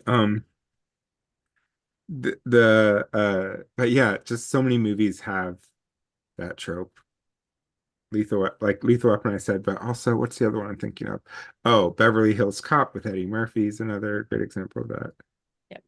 Which So is just like, it's yeah. been done, it's been redone, it's been overly done. Let's just move on. Oh, and another horror movie that does that is Spiral, the Saw franchise. We will cover the Saw franchise eventually, but I'm working Emily up to it slowly because it's a very body horror Yeah. franchise, Yeah. gory franchise. Yeah. And body horror is my not favorite. But surprisingly, like theological. We'll get there. Okay. Um, I'm not Next really one, sure I think where we're we to hit. 7. Yes, 7. Do I go first? I think I go first. Alien Covenant. What? That's 6. Did I skip one? Yep. Oh, I did. Sorry. Predators. Alien Resurrection. Predators is 3 for those confused by the naming as well. Yeah. The naming So is we can talk about Alien Resurrection now. That's the fourth one. That's the one where Ripley is the alien human hybrid kind of thing, and Winona Ryder is the cyborg, and it's fairly sapphic.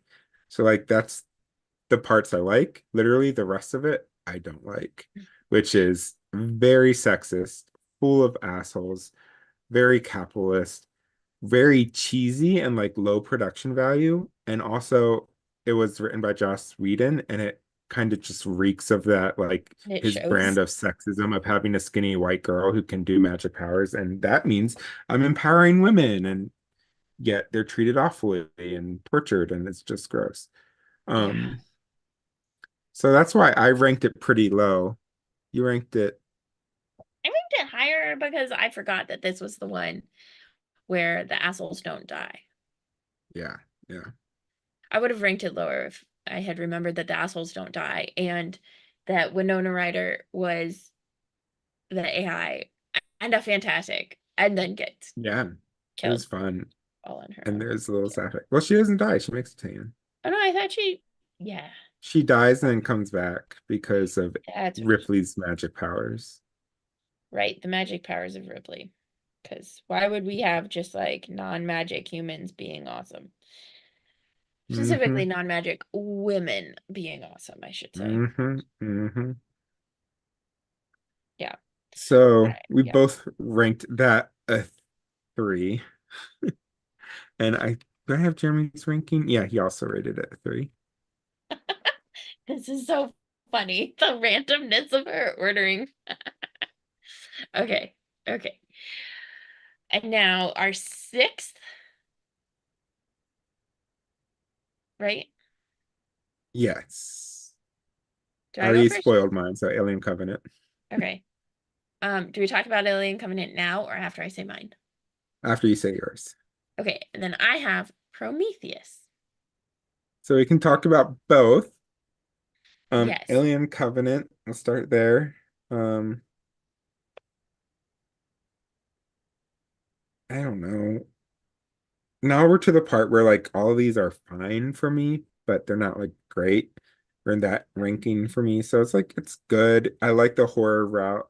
I like David as a character, and Michael Fassbender is such a great actor and plays him so well. And yet also it's all the like boring, overdone sci-fi tropes, especially the sexist ones and stuff. So Yeah, I like David. I like David because he's a good AI, finally. And I no, do he was think, evil. oh no, then who am I? Walter Walter. was a good one. Walter, right. I liked Walter. Um, Yep. David was well done, but it just like again with the plot point of like you're done now, your use is over, so I'm gonna kill you off screen so we don't have to like bring you back or pay you or whatever. Happens with Yep. women and it happens with children and like the whole thing. It's just annoying. Um and then like I love Walter. I do think the ending when they're trying to get rid of the aliens off the ship and then when Walter is putting her to sleep and then she has the realization that it's actually David. Hmm. Like that I think was well done.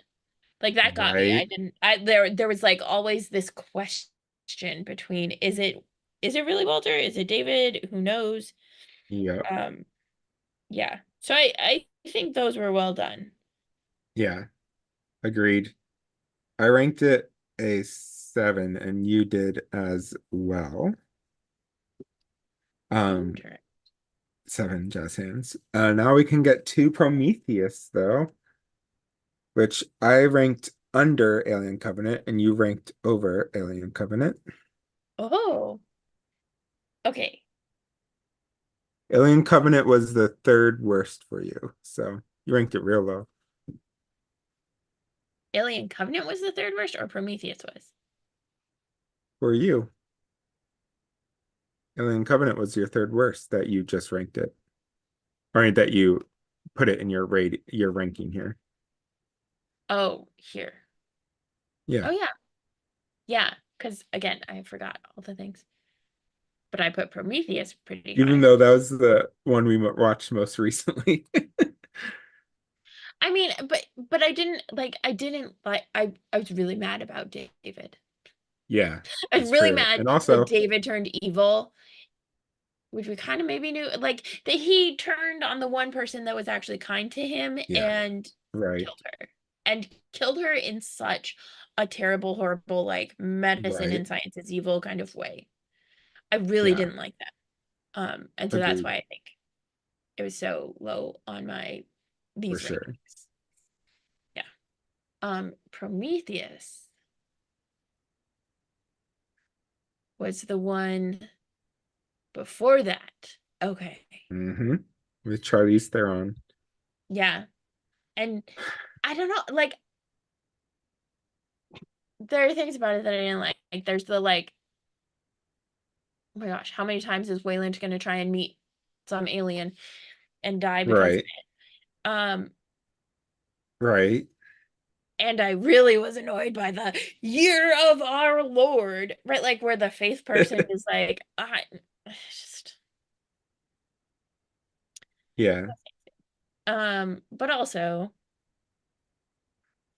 I don't know. Again, the Yeah. like my top three, I think, were really intentional, and my bottom one was really intentional. And then I was like, how do I even rank these? I don't remember any of them. Yeah. Fair, fair. I rank Prometheus poorly because for me it is really long and Mhm. very like loaded and navel gazing in a very cis male way that I'm just so Mhm. annoyed with sci-fi that does that, where it's just these super long movies that are all about these moody and atmospheric questions about what will happen if we meet God, and I'm gonna name this movie after Greek mythology, and on and on and on. And it's just And like, not even know Jesus what any Christ, of the things I'm naming it after actually mean. I mean, they did that with right? And we've Covenant, with seen it, Requiem, like all of those are, do you even know what this yeah, word means?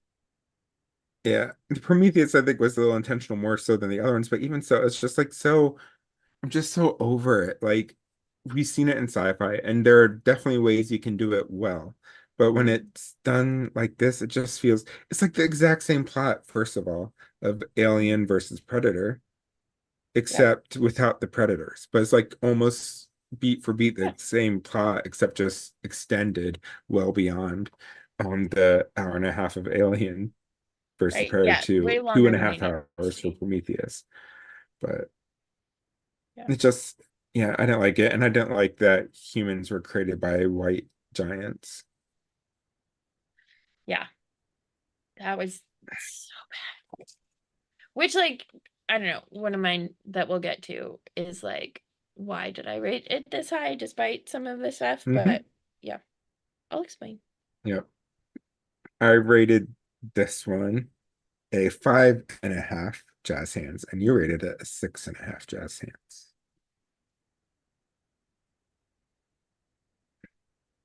Okay. But also, to be fair, like we're just talking about how ranking it and stuff and how different it is from when we watched it. But when we watched it recently, we also had a conversation that's fresh in our minds and stuff. Now Mhm. it's been a few weeks since we watched most of these, a few months for some. And so it's like Yeah. I feel like that kind of impacts how we think about it too. Yeah. So it's a fun juxtaposition. So next, fifth, I think, maybe. Yeah. What do you Mhm. have? I have Predators. And The third. I have aliens. Yes, I do. So that means we can talk about predators, Yes. which is the third one. Yeah, Um, I don't remember what. This is the one where they're dropped, a group of people wake Oh, up on a okay. planet. Yeah, that one was like not terrible. Yeah. I kind of liked it. It was a different premises, which I appreciated. Hmm. Um, Agreed. we I had just watched the Clone Wars episode, the Star Wars Clone Wars episode recently, where they did that with where they like captured youngling. Well, they captured Ahsoka, but they also captured like just kids and brought them to Young. this Yeah. planet to like hunt. And the younglings who were training to be Jedis were the ones who frequently lasted the longest. Um, and like that whole thing. So it connected the two for me, which I think helped Hmm. me feel more kindly about it. Um, and then they did a really good job with the one human who ends up lasting the longest of like the whole premises is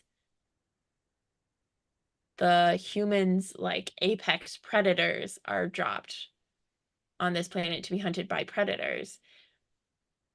And everybody's like, well, I'm here because of this like terrible thing that I did, and I'm here because of this Hmm. terrible thing that I did. And this one guy's like, I don't know, I'm just like I don't know what he was, a dentist, a doctor, a vet, Yeah, something. but he was the one who ended up killing everybody. Yeah, because he all actually was like had this whole huge secret that he Yep. just wasn't telling anybody, but he played the innocent Hmm. role so spectacularly that Right. nobody caught on until it was too late. Agreed.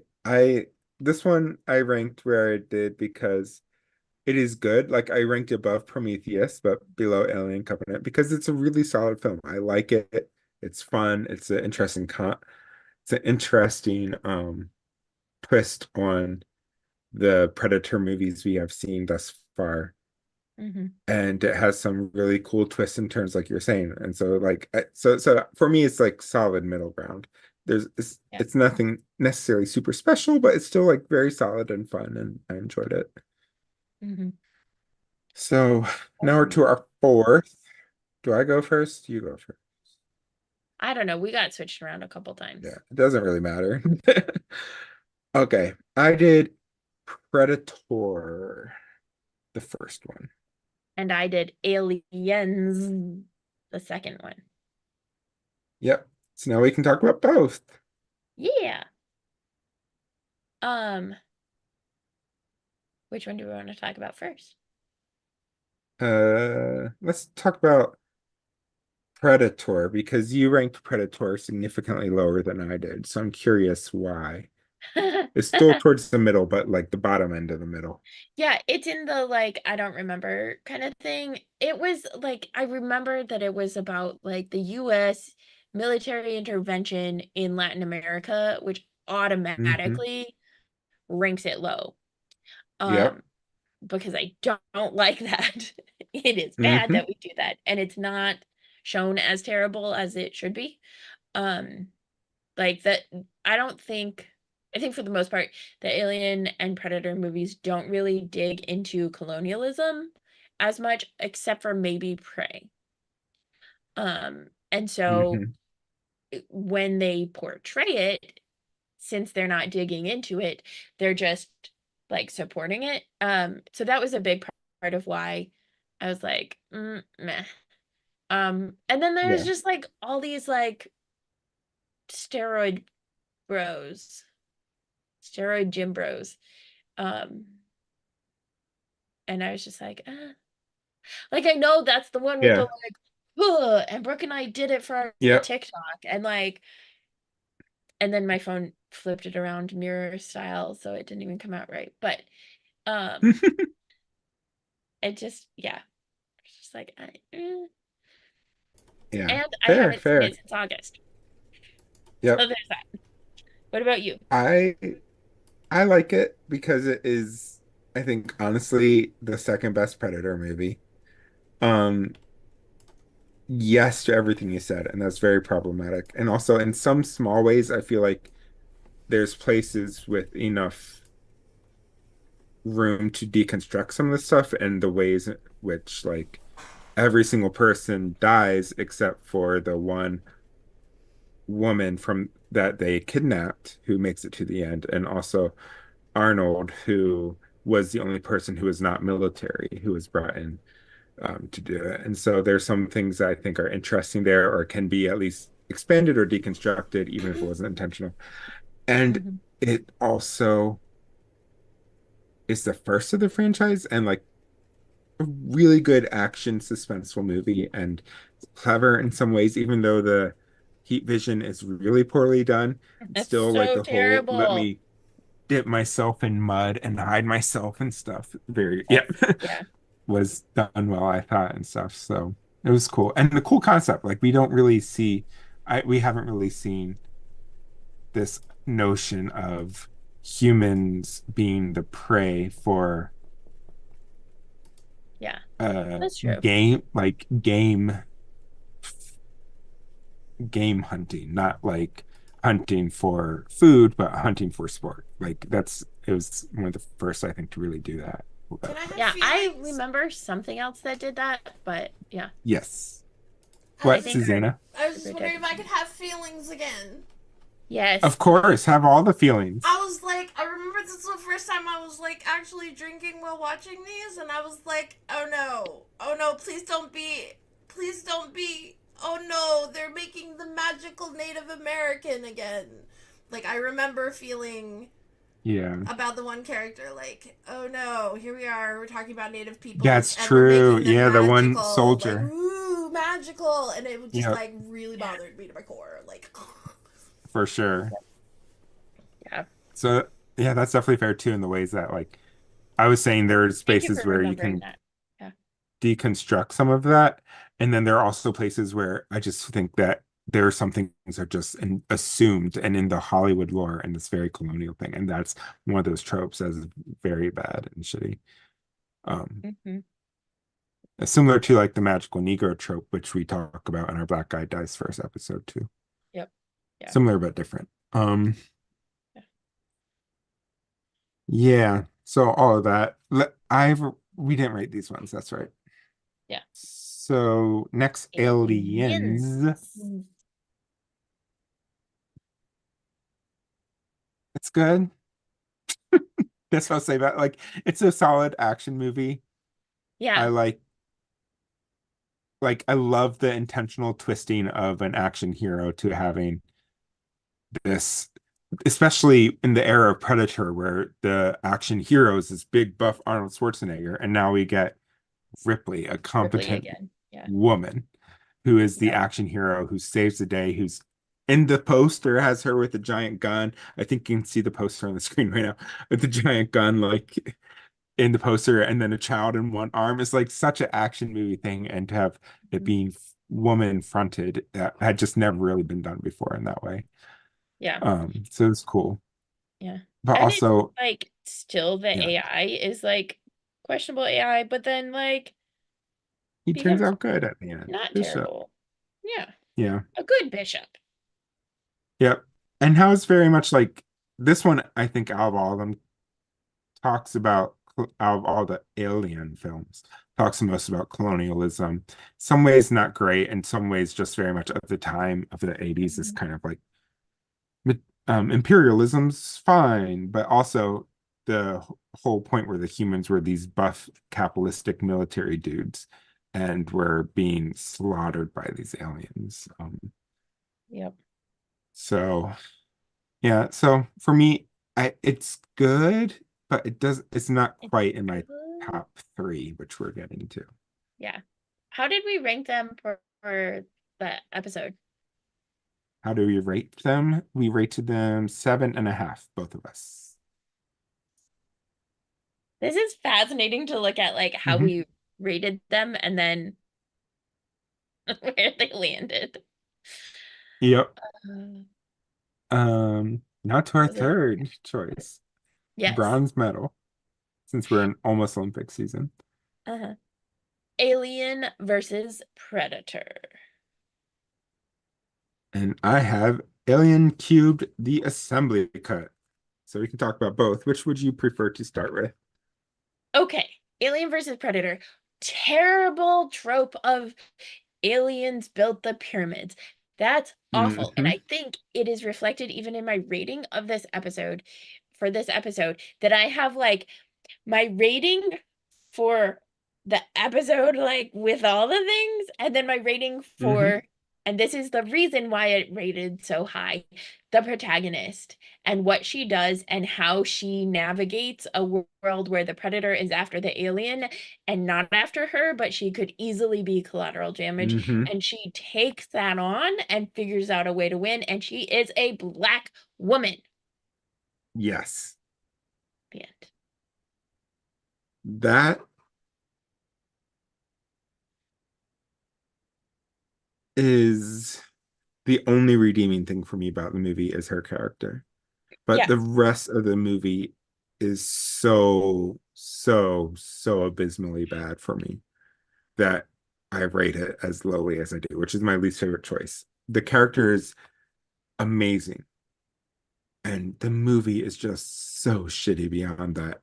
From the racism and the tropes, like the tire tropes, the aliens built the pyramid, all of that, to like this paper thin plot that just is very much like kind of like Freddy versus Jason. Like it was not meant to have like this deep thinking plot. It was just a very much like let's throw these two monsters at each other and come for the action scenes, which are fine. They're like really CGI and not great action either. And like the whole movie is tinted so dark that I can barely see anything happening. It's true. So it's just like I really don't like this one. Um so that's how it would be for me. Yeah. Um How did we you rate it? rated Yeah. I rated it a 2, which is in fact my lowest rating of this season. You Yeah. rated it a 0 and also an 8. See, which is what like it fits. It Yep. fits. It's a 0, but she is an 8. And I Yes. chose to rank her instead of the whole Yeah. movie because they're like the things that are terrible about the movie are prevalent in the entire franchise, like both franchises, right? Like they come out in different ways in both franchises, but she is spectacular. So Mm-hmm. I just like her. Yeah. Agreed. She's also an Enneagram And 8. I'm gonna choose to believe that you did a pun for that. That's what I'm gonna choose to believe. I Okay. love it. I like that you're putting puns in now. Hashtag not wrong though. I mean, Um it so next Alien 3, the assembly cut, you ranked it kind of in the middle. I ranked it very high, my third choice. mhm. I ranked it where you Um ranked the theatrical cut. yeah. I really love this movie. I think it's well done. I love Ripley as a character and like so it was so well thought out. Like of all the alien movies that try to tackle complex themes, this one and the original are the only ones that I think do it successfully. And it's the assembly cut in particular. Like the same themes are in the theatrical cut, but it's just not done well because it's so like cut down and stuff. But the assembly cut just it shows a much more expansive vision of what the film was supposed to be. And the themes of nihilism are just so like well done, and like the commentary on that is well done, that I just rank it a number 3. And it's also Sigourney's one of her favorite. She loves the original and this one above all else. And she's really upset that this one was so poorly received. Yeah. I ranked it as low as I did because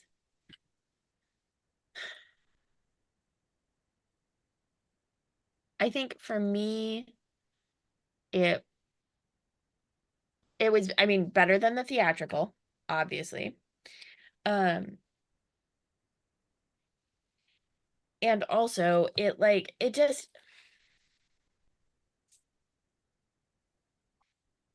the way, because this is the one with the prison planet, right? Hmm. Yeah, there's just like an aspect of like the prison hyper weirdo cult thing that's just like meh. Yeah. Like it wasn't bad. It was hard to remember it, except that it was better than the theatrical cut Yeah. because the dog doesn't die and because I could actually follow the plot. So Yeah. like those two And things, it bumped it up because I was like, right. oh, I actually like And like have a sense of that. it Yeah. has this um it also is very religious because you brought up the Hmm. weird cult thing. This like Yeah, like we had a great very conversation about it yeah. because of the cult.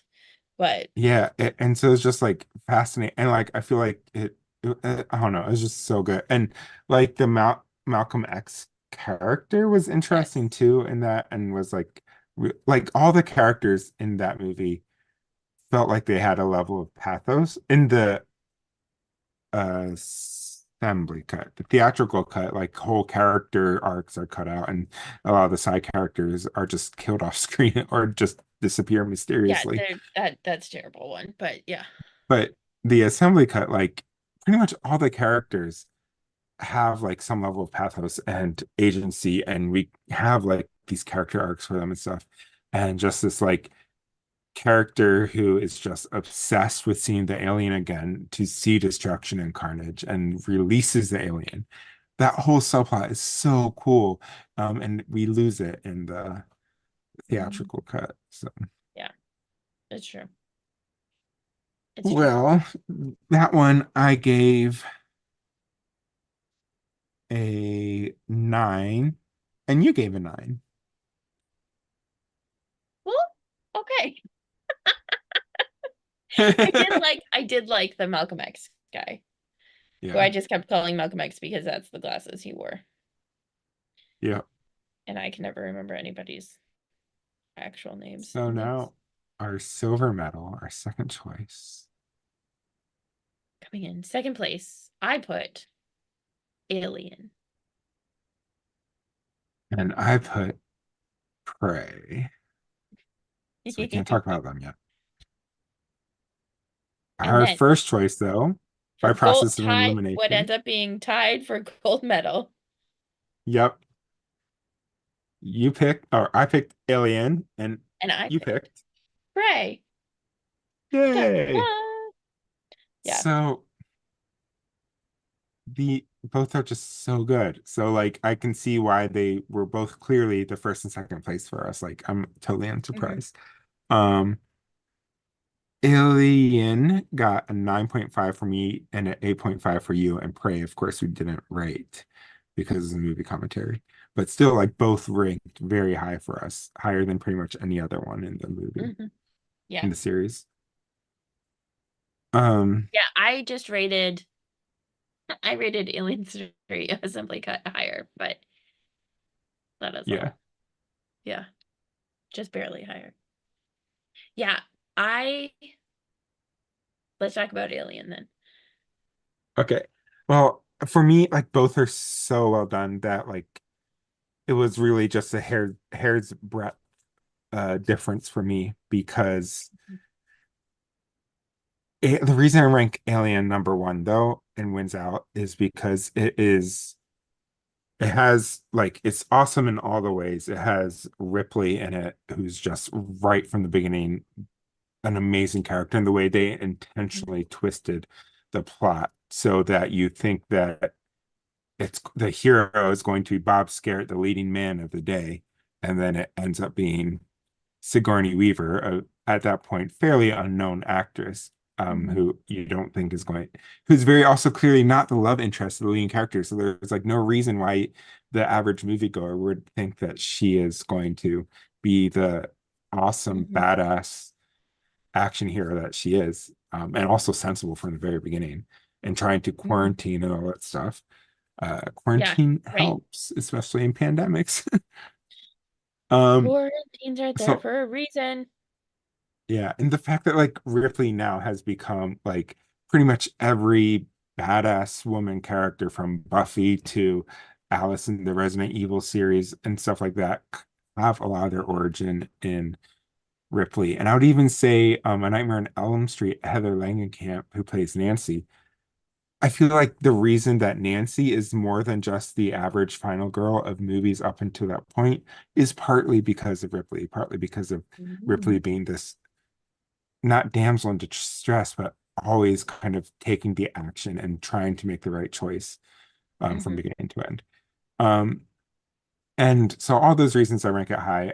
But also the queerness in the movie, there's a reason, like I said, it's ranked the number one by a lot of queer people.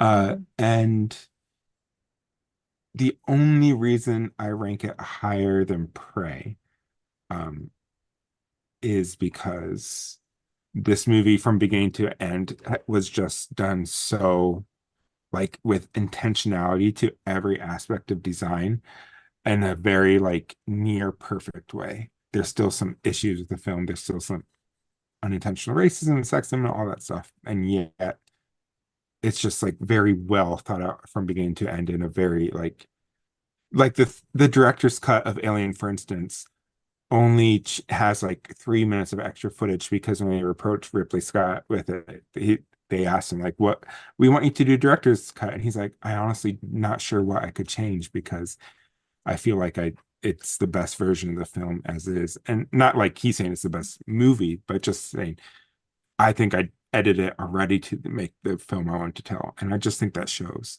So that's it for me. That's fair. That's fair.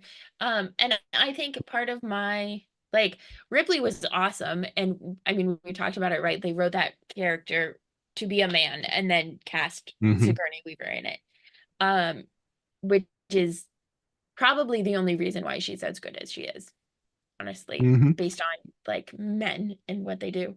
Well, But I I mean, think for also, just in fairness, Sigourney Weaver did influence the character and direction of the character in every single movie, but especially in this one, work with the director. So I think part of it is her too. Like, yes, just yeah. But like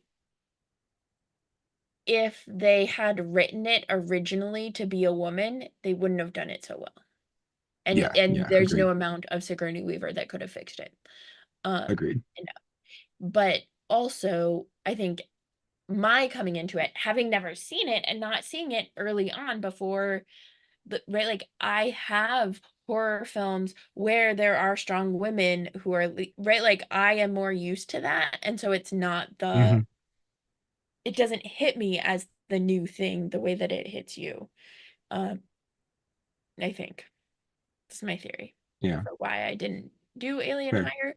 But it was like I remember talking about it with you. Susanna was also watching it with us. Like, yeah, yeah,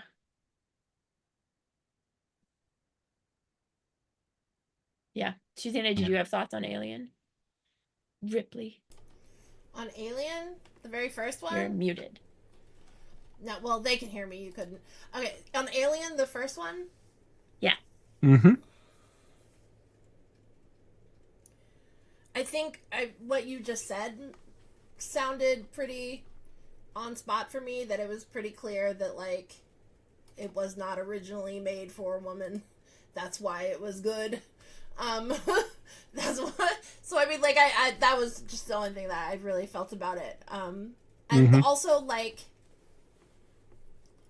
it just it felt to me I don't know, like I was starting another version of Mary Shelley. Like the whole franchise feels Mary Shelley to me. Mm. Feels very Mary Yeah, Shelley to yeah, me. What happens when men want to create? What kind of destruction do they create? right. You know, like And so. the fact Mhm. that the fact that Frankenstein was called the subtitle of Frankenstein is a modern day Prometheus, like, and then one of the movies in this franchise is called Prometheus, like, very much so. Mhm. Yeah, 100% Suzanne. Yeah. I guess to clarify, I think the way I should have phrased it was it is very clear that it was written by a man, and it is only because it was written for a man, and the only reason it is as good as it, and because it was written for a man, then Sigourney Weaver was able to do what she did with it. And if it had been written Hmm. for a woman, she would not have been able to do what she did with it. Because you're right that Yeah, she has a huge role in Ripley in all of the movies. Um, but again, it's only possible because they're so shitty about other stuff. Yeah. yeah. And because of this movie, like, she brought a lot into the creative process of the role, of course, and all that stuff. And but because of this movie, it gave her more leverage for the future of the franchise Hmm. to the point where she refused to come back for any Alien movies that she did not feel like Ripley was being written well, Yeah. which is enormous leverage to have and just shows like the intention that she had for all of them. Yep. Yeah. And Ripley, from beginning to end, is always the best character in every single one of the movies she shows up in. So that part is she's always well done in all the movies. It's true. It's Even true. Alien Resurrection, where the rest of the movie sucked, I she was at gonna least is say well done. even that one. Mhm.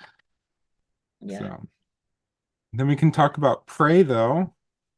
I love Prey. Prey's fan freaking Mm, tastic. mm, Um, I love that it pushes against colonialism and very clearly is mm-hmm. like from the perspective of a Native woman. Um, and the just like right, like we think about the Predator and all of the tech and gadgets and gizmos and all of that that goes into making it able to be such an apex predator. And up until this point, like we've been thinking that like the only way that there's any chance is if you have like the better technology and the skill to defeat and to avoid and all of that stuff. And the reality is she does it when the most powerful weapon is like a pistol, Yeah. right? Like, and she still is able to defeat the predator and to Hmm. win. And that makes a huge difference, I think. Right. She's awesome. Agreed. Naru, just fantastic character. And I love it for all the reasons you do. And also I love the fact that it also has the version available on Hulu and on the Blu-ray in the Comanche language. So like this intentional Mhm. trying to preserve a language and contribute to that in a way Mhm. that most films, even ones that are well done about Native people, American Indians, do not tend to do so as intentionally, Yeah. and contribute to the community and the living preservation and continuation and thriving of tribes that this one did behind the scenes as well. Yeah. And I think about we just recorded our second episode for Nerds at Church. Not out yet for season 5, but we talk about Echo, the superhero from Mm, Marvel Cinematic Universe. And that's one of the ones that I think has also done a good job of connecting. They change which tribe between comics and film, and it's a person from a different tribe who is playing the character, right? Like, so there's mhm. that is complicated. um and they are really intentional about how they portray the Comanche in the show, and how like community, and they have a powwow, and like all of those different pieces I think is really well done. So like Yeah, that one is just fresh on my mind, but also I remember that from Prey and we talked about it in the movie commentary, which you can check out if you're a Patreon supporter. right. Woo. Got to get a Yeah. shameless plug somewhere. Yeah. And the I do fact that think it's both are interesting. the both um Frey and Echo are owned by Disney. So it's like this way that Disney as a corporation is very public about doing some things that are very reclaiming and reclamative and empowering, but then also tends to underpay its workers and all sorts of stuff. And was part of the thing that part of the organizations that were being struck in the SAG-AFTRA and other strike related strikes in the fall. Yeah, So the writer strikes and stuff. Yeah. I do think it's also interesting that that the our two top movies are the bookends. The very first movie mm, of either franchise and the very last movie up until this summer of either yeah, franchise. Like, yeah, I think that's cool. right. And there is a Predator movie in development right now, or maybe it's a TV series, I don't remember. So it seems like that Mhm. franchise is going to continue as well. Mhm. We'll see how that turns out. Yeah.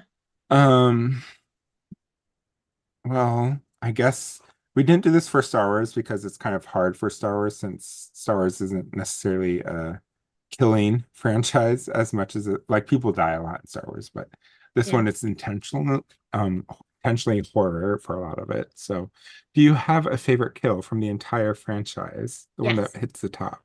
Absolutely. Wayland. Every Wayland. Which Every time? Wayland in every music in every movie that is killed is Yep. my favorite kill because for fuck's sake, get it together. Right.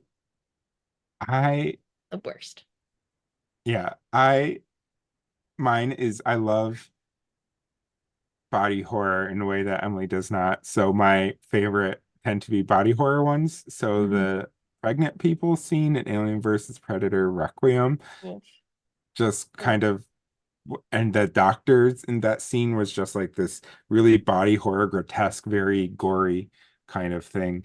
In a way that's kind of shocking for horror because they usually don't show the death of children in horror. Mhm. Um, It's true. whereas this one was otherwise. So that was a second place, but my absolute favorite is the unexpected death of Dr. Clemens in Alien 3.